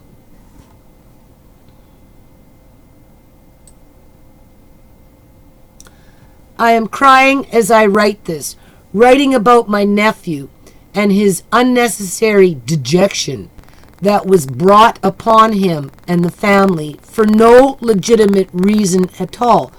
Again, we never got a legitimate reason, people, except the selfishness of unscrupulous beings whom use my nephew as a means to make their life better while they plot against the family to create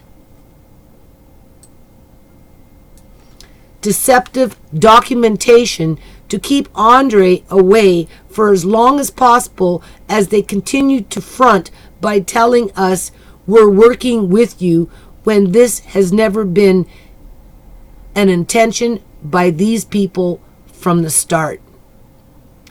It hurts the deepest part of my heart to witness my nephew being in the state he is, and to know he feels like this every minute he is away from the only ones he has learned to trust and feel love and nurtured with, feels as if I have been chainsawed to death. There's that cortisol in that brain, psychological warfare, damage, right? Damaging the developing brain, people. Now that I can only see my nephew once a week for 2 hours, I try my best to make it the funniest and happiest experience he can have for me. As usual, Andre had wanted me to sing Wheels on the Bus, Old MacDonald, and songs from my phone. When Andre and I sing, we get loud as I make it enthusiastic and full of enjoyment for him. It makes him happy, and that is all that I want to see in him. We were playing with his little cars that I had for him. He made me more pictures to take home and put on the refrigerator. We read a book called Mean Jean, and it was about a girl who bullied her whole school into getting everything she wanted. And then this new girl came to the school and showed the bully she could not be pushed around, which the other kids saw and decided to stand up to the bully too. Isn't that interesting? That's the book that they had in a resource room where families visit their children, but yet it's the social workers going around bullying everybody. We watched the videos of him and his mother on my phone, sat on the couch and talked to each other and ate food that I had brought for him. In the monologue of last Thursday,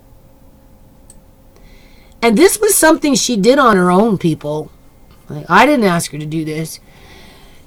In the monologue of last Thursday, because I did my own. I've already got it uploaded. I'll add a link to it here too, right? I don't write it like this, though. Not a little more cut and dry. In the monologue of last Thursday, I had paragraphed that Andre is already starting to be cared for improperly due to his skin. Well, in this visit, Andre's skin still looks and felt dry, and he still had that cream of wheat look and feel on his upper right shoulder to lower back.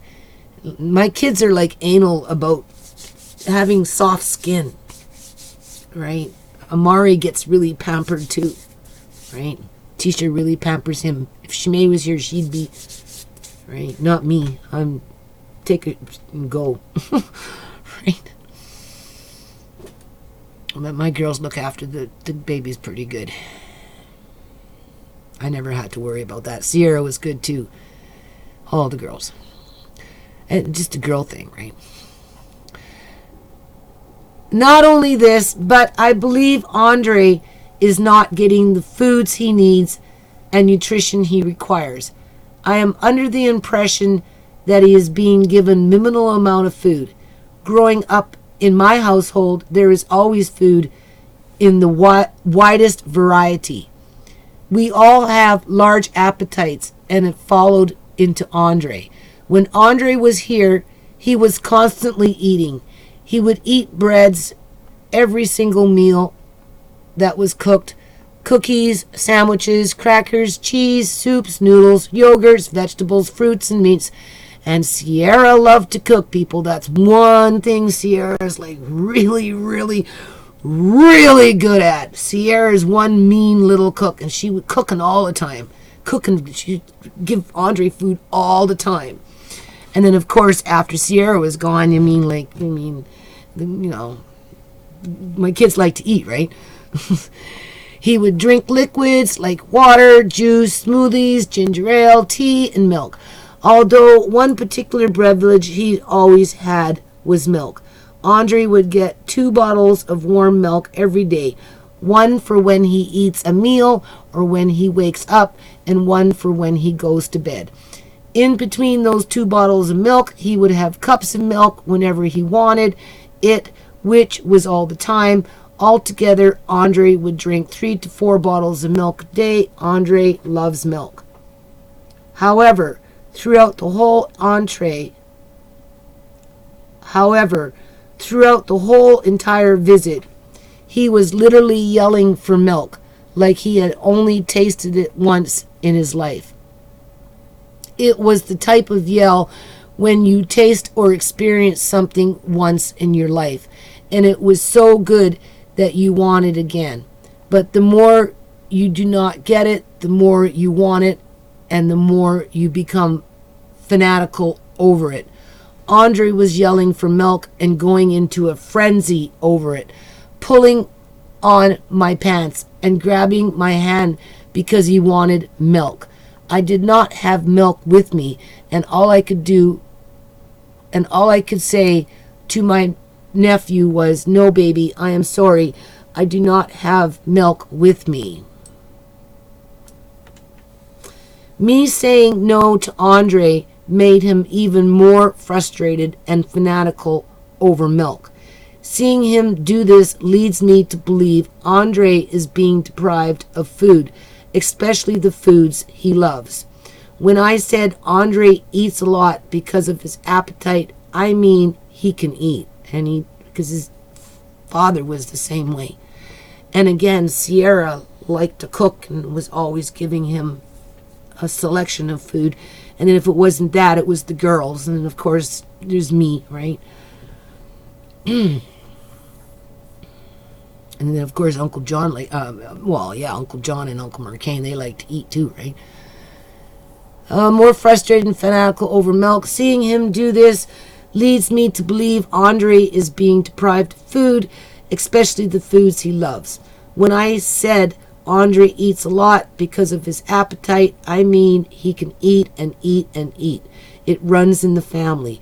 Even so, when Andre was ripped apart from the family and randomly placed with strangers who do not know a thing about him, and because he is a monkey baby, that's the monkey baby, right? You know, people got to take the baby monkeys away from the mothers of the monkeys, right? And then try and raise these baby monkeys. And these white women are crazy, right? Raising monkeys like babies. That's how they treated Andre, like a monkey baby. That's what she's referring to, right? I know my baby nephew is getting the short end of the stick. No one knows Andre better than his family. And when I say I know my nephew has been treated incompletely and deprived of food or given the least amount of food, I concretely say this based on what I have discovered on just with these 2 visits so far. This is the scariest part. It has only been 2 visits and already Andre has displayed improper treatment. Investigating in my nephew these calamities, it puts horrid fears of thoughts into my head. More brain damage. Cortisol just going like this, right? And through it all, she's still pulling in good grades in school. You tell me how that's possible, people. My son was in college. My son was in college and his brain was doing that too.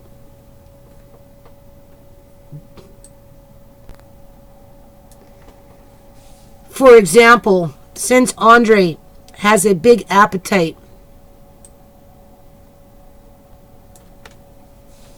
and his body is used to food, yet he is not getting the required amounts that he needs and the food he loves, what if he starts to lose weight? I am afraid to see him on the next visit with him looking skinnier. Or since his skin is not getting the special treatment it requires due to his sensitivity and him being a baby, what if his skin starts to turn really flaky or coarse? Furthermore, not only am I trying to make my nephew the happiest as can be with the visit, but apparently we were being too loud. As quoted in the previous paragraphs,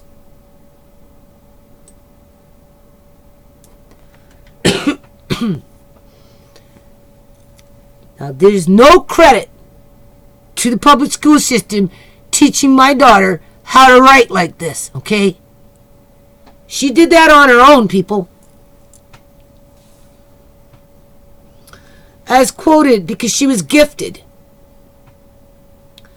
As quoted in the previous paragraphs, my nephew and I love to sing together, and it is now 10 times harder to amuse him with limited things to do, with attention to being stuffed in a small room that is across from all the social workers' offices, which obviously do not have soundproof walls. I was sitting on the couch and Andre was on the floor in front of me singing I-E-I-O-O McDonald for the last 10 minutes of the visit, when some old blonde woman walks in and asks me rudely, "When will you be done?" I said, "In 10 minutes. The woman scowled at me, something they like to do, right? And went, "Oh, 10 minutes. Poof. Oh, okay, with attitude, and then stormed off. I did not know what to think of other than, what the hell is her problem? What? Am I not allowed to visit my nephew in peace without you people fucking perplexing me? I could not believe that woman had the balls to interrupt my visit with my 28-month-old baby nephew so disgustingly. Moreover, I had not brought any gingerbread cookies for Andre like I did the last time I ran out of them. Andre really liked those gingerbread cookies, and he was looking for them in my purse and in the room. During this time, I was recording Andre with unawareness that Christina did not want me to videotape Andre. She had mentioned to me in the personal meeting that she did not want me to record anything, but she did not tell me it meant with my nephew. I assumed it would have been with her, the firm, or any employees. Andre opened the door to look for cookies, and I turned off my phone video camera. Christina walked out and asked me, "Are you recording?" I said I was. She told me I was not allowed to record Andre, even though she was never specific on letting me know what I could and could not record.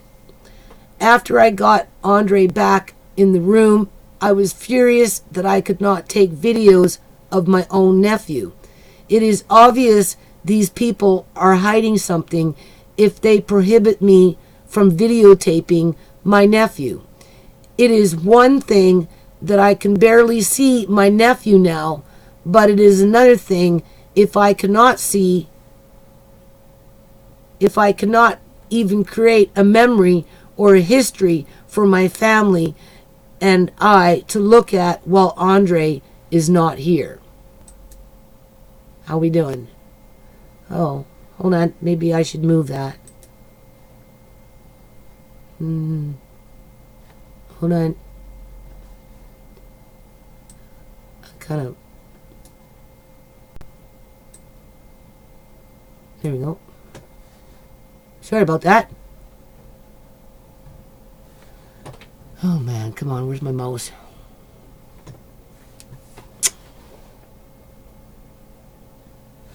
Why are you freaking stuck?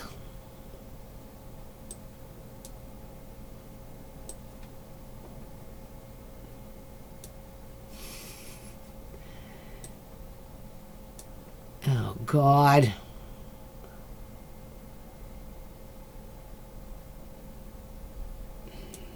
Ah!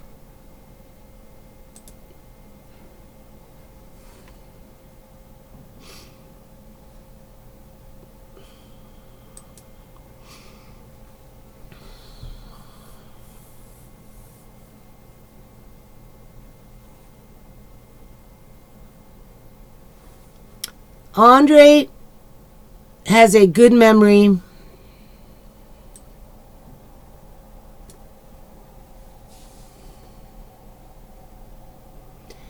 But babies have no sense of time, and they forget after a while.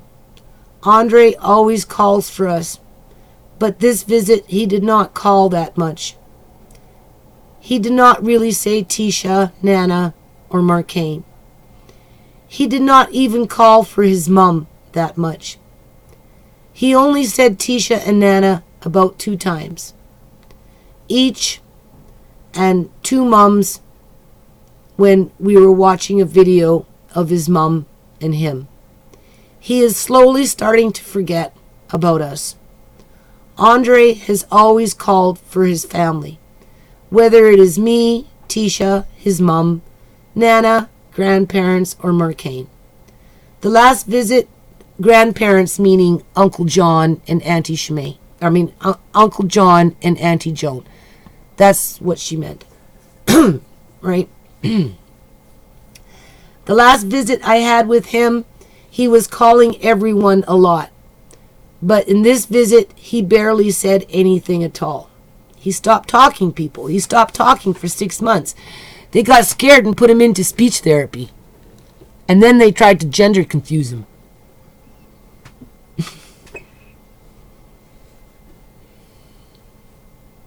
I was choked.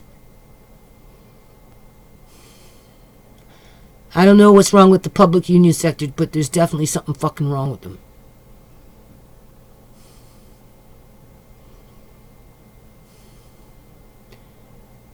Andre has always called for his family. Whether it is me, Tisha, his mom, Nana, grandparents, aka Uncle John, Auntie Joan, or Marcane. The last visit I had with him, he was calling everyone a lot. But in this visit, he barely said anything at all. Even though Shalonda said to me on the last visit that Andre never stopped calling for us, the more he is away from us, the more he becomes silent, the more he becomes forgetful. If Andre is not calling for anyone that much, I know he is starting to feel abandoned. The visit I had with him last Thursday killed me. I could not stand to see my baby nephew cry and call out to me as he was being pulled away, and his expectation was that I was going to run after him, pick him up, and make him feel safe again, comfortable, and let him know that he was not going anywhere other than home with me. Rather, he was crying and calling out to me while being pulled away, and all I could do was stand there and say, "I know, baby, I love you," and let him be taken away as I had no choice. To Andre, he felt like I did not love him. He felt abandoned by his own auntie that he learned to trust, love, feel comfortable with, to grow off of, and to share his feelings with. When the time came for Andre to leave, I said my goodbyes, kissed him, hugged him, told him I loved him and that he was coming home soon. But only this time, Andre did not call for me, and he did not cry for me, because they broke his spirit, people. That's what they did. They broke him. I was expecting him to, and when I saw that he was being pulled away and did not even utter my name, my heart just dropped. I realized that my nephew really is forgetting the family. He really is feeling as though he is unloved by the ones he felt so loved by. And he really does feel abandoned by the ones who always had him by our sides. Christina had asked to talk to me after Andre left. We sat down on the couch and she began to speak about Sierra and how she was not contacting her. I warned Christina that Sierra is falling far off the cliff and that she is not very dependable right now. I had told her that Sierra had completely let herself go ever since Christina forcibly has us kicked her out of the house, had us kick her out of the house, and that being with Austin makes her recovering and getting better extremely difficult. Christina continued to say, well, my goal is to work with the parents, and it is important that Sierra calls me. I told Christina, do not waste your time with Austin, as he has never had interest in Andre. He puts Andre at risk so many times and has not taken any responsibility for him. As long as Sierra is with Austin, do not really rely on Sierra either. She always gets derailed because of Austin and easily manipulated. Christina went on to talk about my videotaping Andre. She told me that I was not allowed to videotape him or anything regarding the case because it is a confidential setting. I said to her, well, I never knew I was not allowed to videotape Andre. You said that I cannot record anything when we were in the personal meeting, but you never gave me any detail as to what. She then went on to say that they knew what was being posted on Facebook and YouTube regarding our battle to bring Andre home, and that we were exploiting Andre when we videotaped him. To be perfectly honest, I believe this woman was trying to piss me off. She talks to me like she wants to help the family and work with Sierra, putting up a front that Andre is in her best interest, when in fact she has destroyed an innocent, once happy, high-spirited little baby boy, brought sorrow onto the family, and separated us all from Andre so she can get revenue from him. She's 17 years old. She wasn't stupid, people. But most definitely a threat to the establishment, right?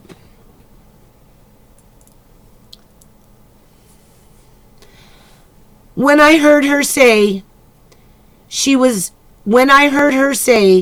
we were exploiting Andre because I wanted to take a video of him, she seen immediately how furious I became. I was thinking, excuse me? You are talking about my family exploiting Andre? It is the other way around, lady. All Andre's life, he has always had pictures taken of him, and he was always videotaped from infancy to now. So no news here, right? We are not exploiting Andre simply by capturing his life and creating memories. And don't forget, people, I did park events, there's all kinds of crazy crap, right? From infancy to now. We are not exploiting Andre simply by... That's like them telling everybody that came to visit ShaMay's dead body in the hospital for 9 days that nobody was allowed to take pictures. Why, people? Why? Why was nobody allowed to take pictures of ShaMay? If they were looking after ShaMay so damn good. Huh?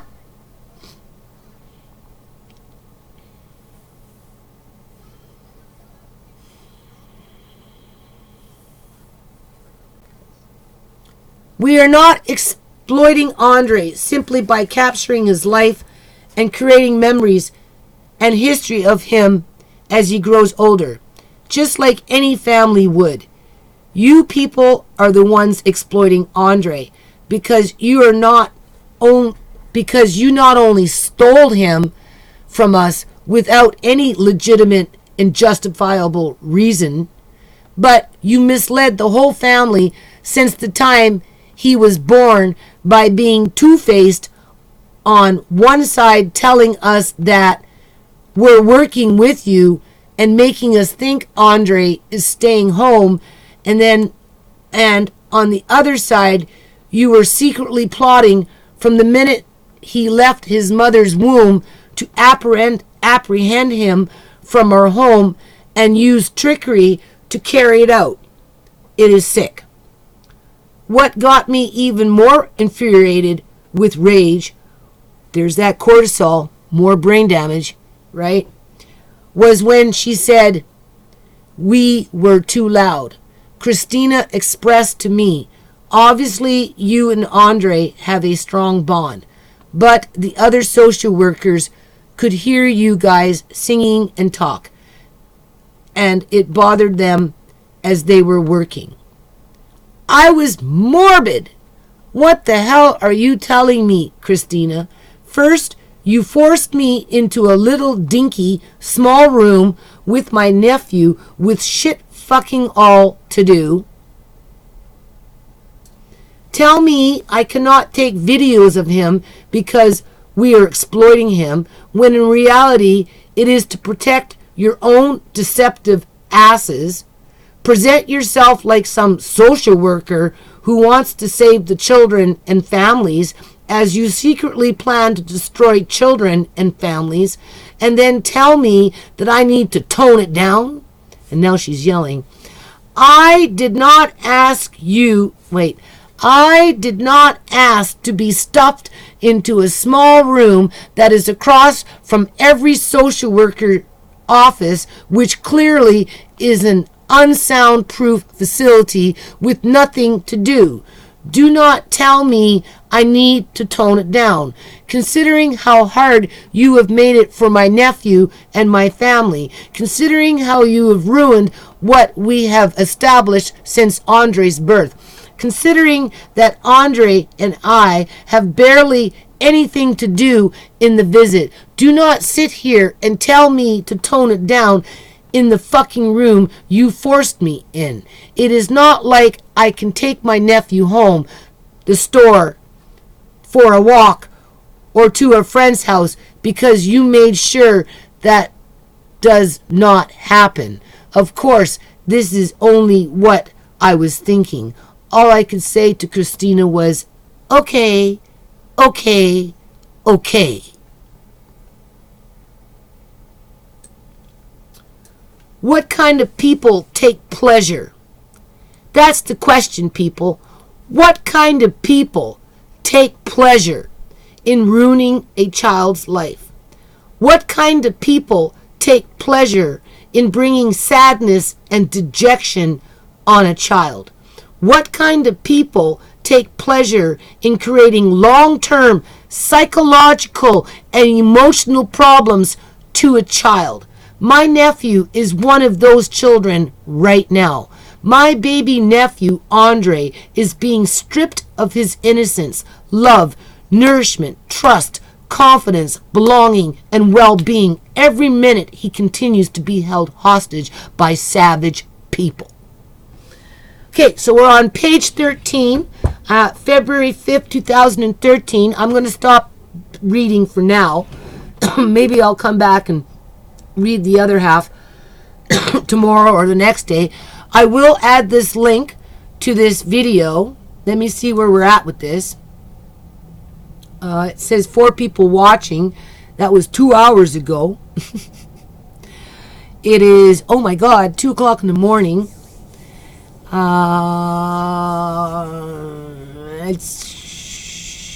I've got that down. So it looks like it's okay. Is it going into a loop? Loop, loop, loop, loop, loop, loop, loop. And it starts looping, right?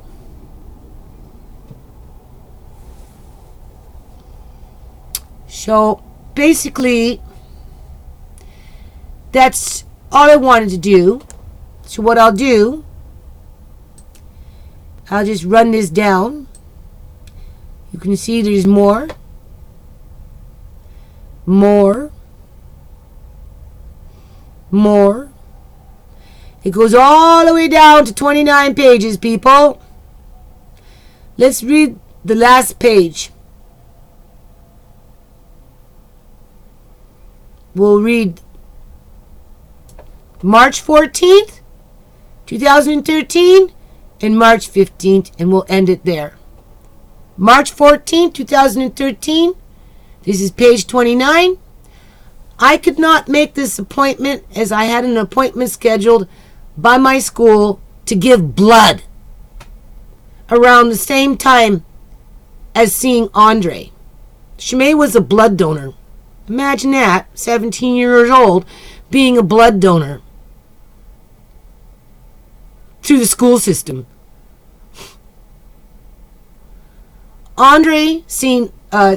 Tisha's seen Andre by herself today, and Christina used her for information to see if Sierra was home so that she could come and pick her up to take her to the doctors to sign for the program in Abbotsford. They kept waving this little program in Abbotsford before it started, even before they kicked her out, but they kicked her out to make sure that they couldn't give it to her. And then they tried to act like they wanted to give it to her, knowing that she was just running around out the streets prostituting herself and being a junkie. So it's kind of hard to try and catch up to somebody like that, right? You know what I'm saying? When Christina came to the house, my mother answered the door and reminded Christina that she needed to stop acting as if she was Sierra's friend, because it was all a front, and that she is the one who kicked her out in the middle of December. In other words, the social worker kicked her out. It was Christina who kicked out Sierra. So don't come to my house acting like you're her friend now, that you kicked her out and turned her into a junkie. Like, you know, I don't know, like, really what planet you came off of, but in the real world, that's not how human beings are supposed to treat each other. And that she was the one who kicked her out in the middle of December, and the reason why Sierra is the way she is since being kicked out. My mom told Christina to go away, and that she would take Sierra to get her methadone script, and that Christina could fill out any paperwork at the doctor's without Sierra. In other words, if the paperwork was there, I would take Sierra, and then if the paperwork was there, Sierra could sign it, and then the doctor could forward it to Christina. And that was assuming that I could catch up with Sierra and get her to the doctor's office. My mother had to just eventually close the door, as Christina kept demanding to take Sierra and would not leave until the door closed. Christina is taking advantage of Sierra being so sick from her experiences, and had tried to play herself off as a youth worker from the past when Sierra was addicted to meth at age 17. This is why my mom intervened, because she knew Christina was trying to trick Sierra again like before, and after she kicked Sierra out of the house. March 15, 2013. Christina called up and said the next appointment for Tisha and me to see Andre, which is Thursday on March 21st, 2013, the same day as court has been canceled because Andre has to see a penis specialist. First of all, Andre should not even be having issues with his private parts. Oh, what page am I on here? Maybe I'm on a different page. I thought that this was the last page. Oh, I'm only on page 27. Well, I'll read this and then I'll go to the last page. Okay? He had never had any problems with his private parts, as previously stated, when he was in our care. And it is, remember I told you I had to call the cops for the cops to go do a wellness check on Andre because of what Sierra's seen. And then the cops went to the foster care worker, and then the foster care ended up taking Andre to a doctor, and then that doctor referred him to a penis specialist, and it all resulted from a diaper rash, apparently, in a 3-week period of him going into foster care. And then for a whole rest of the time he was in foster care, that woman was manhandling him. She was putting cream on him 2 times a day and pulling down his foreskin to the point that by the time he got back home, it retracted back like he was a man, which is ethically and morally wrong and could be subject to sexual abuse, in my opinion. But because a doctor said, it made it all okay. Some doctors will tell you, no, don't touch it, leave it alone, right? Just if you got a little infection, you just take a Q-tip, but you don't pull it back. That's something that will happen as the boy ages. Take him to a different doctor, and they'll be like, oh yeah, you got to pull it back as soon as they're born. Like, Andre came home within a few months, because I never touched it. I told him to wash himself, and it refused itself, people. Whether he's permanently damaged or not, I don't know. Maybe he'll tell me when he's older, I don't know. I don't know. I don't know if it caused permanent damage.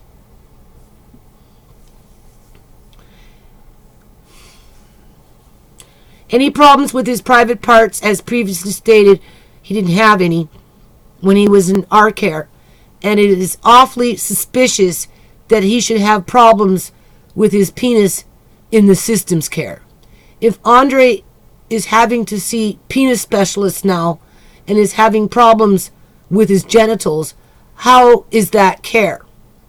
Because he certainly never underwent any type of penis problems with his rightful family. So why is he having problems in the ministry care?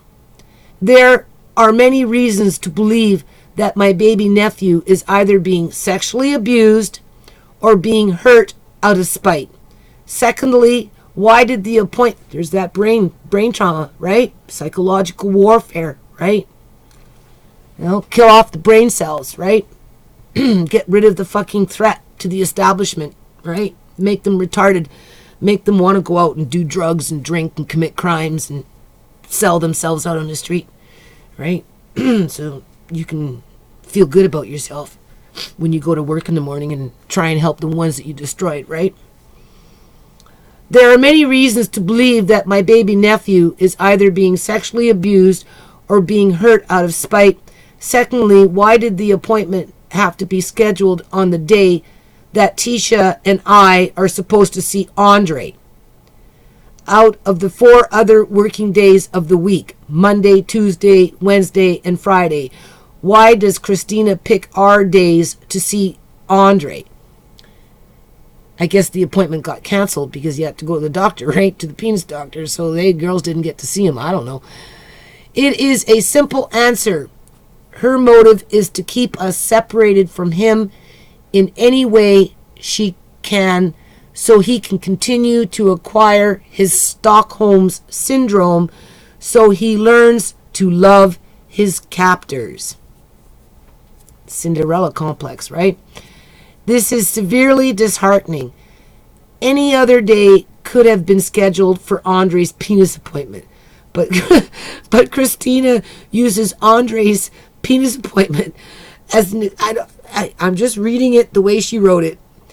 Honestly, people, I don't remember reading this. But Christina uses Andre's penis appointment as an excuse to cancel out our appointment to see him. It has not even been the second visit since she canceled all appointments, and she is already starting to cancel appointments again. This is ridiculous. When you read this, you'll see that this social worker was canceling appointments left, right, and center. But this video is getting long, so I'm just going to go to the very end, and I'm going to read the last 2, March 21st and March 28th. Sierra, so March 21st is a Wednesday. Sierra was energized, motivated, and happy today. She got up early in the morning and called options to notify them that she was coming in to see Andre. By this time, they had us going to a separate facility. It wasn't being done in their ministry office. It was being done in a non-profit setting that had, they contract out for this kind of stuff. So anyway, it was Sierra's day to go visit, right? She went on her own and arrived at options 10 minutes early, 9:50 a.m., and waited for 45 minutes before she was told that the appointment had been canceled. Sierra came home very disappointed. And you have to remember, Sierra was struggling. So if she did this, that was an accomplishment for Sierra, because she was trying, even though it was very difficult for her. And they knew it, and this is how they sabotage. This is how they keep them out there. This is how they keep them out there drug addicted. This is how they keep them out there being prostituted and abused and beat and locked up and smacked around and just whatever, people. Whatever, people.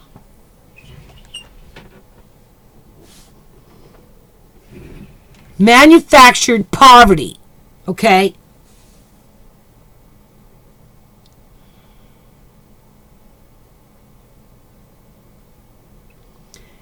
Sierra came back home very disappointed, as she has been longing to see her son and was very adamant on seeing him today.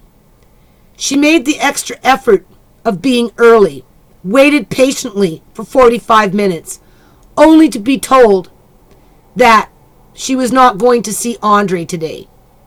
It is quite clear what these social workers' intentions are, and the evidence that has come forth through these loggings, what she wrote, only prove that they are playing nothing but games and causing emotional as well as physical turmoil.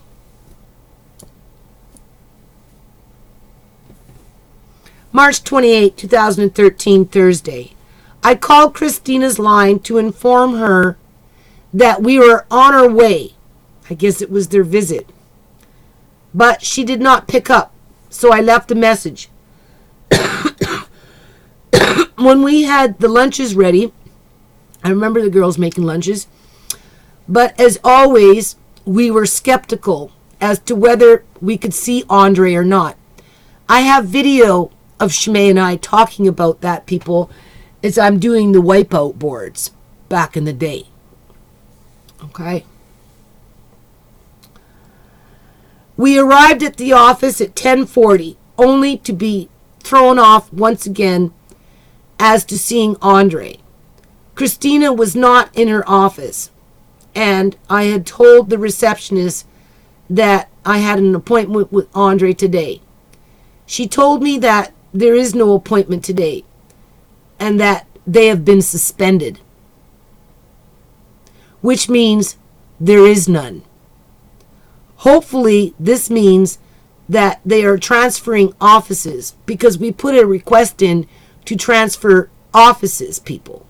We asked the whole house, signed it. I have it. Eventually, I'll upload it, or I'll read it, I'll show it to you, where everybody requested a new social worker in a new office because this woman was destroying us and her co-workers with the mindfuckery that was going on.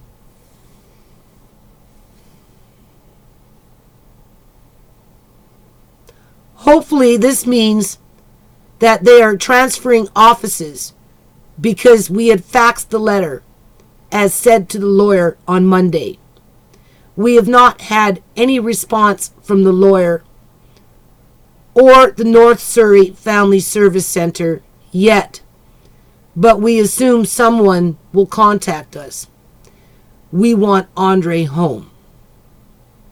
And then what happened was nobody got to see Andre. This is the end. I will upload, right, the link, and you can go read it all for what I didn't read. And if I have time on the next week, I'll pick up and maybe read the rest. But what happened was, after they suspended, because they were leading up to it anyway, because they were canceling out so many appointments for whatever fucking reasons. After they suspended the appointments, if you notice, I never went, people. Okay, I never went. ShaMay went, Tisha went, Sierra tried to go. She went a few times, right? And then what happened was I didn't go because, one, children don't have they don't have a concept of time, right? And I didn't want to disrupt Andre any more than he was already being disrupted. So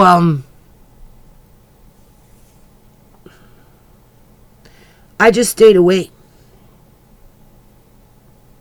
I refused to go. And then by the time July came, my lawyer was saying, look, you need to go. And I'm like, I don't want to, because I can't bring him home. I'm not going to tease him that way. When I see him, I want to bring him home. Because there's already enough mental damage in there. You don't need to stoke the fire and make it worse. But by this time, Andre had pretty much stopped eating. He wasn't talking. So whether they had me go in because they were concerned about him, or because my lawyer said, well, if you don't go and the judge looks at the file and you're not visiting your grandson, it makes it look like you don't care. And I'm like, well, obviously I care. I don't want to disrupt him any more than he's being disrupted. And my lawyer just said, I had to. He said, you have to do it. So I did, people. I started seeing Andre in, I think it was July. He remembered me, but he was very timid.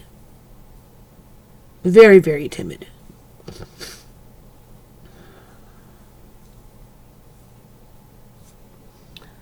I had to suck it up. It wasn't anything I wanted to do. It's not that I didn't want to see Andre. I wanted to bring Andre home. So from March until July, there was no contact. And that was because of the social workers cutting off the kids and cutting off Sierra. And the only reason I went is because my lawyer told me that I had to. For the judge's sake. Not for Andre's sake. Not for my kids' sake. Not for my sake. Not for anybody's sake. Except for the judge's sake.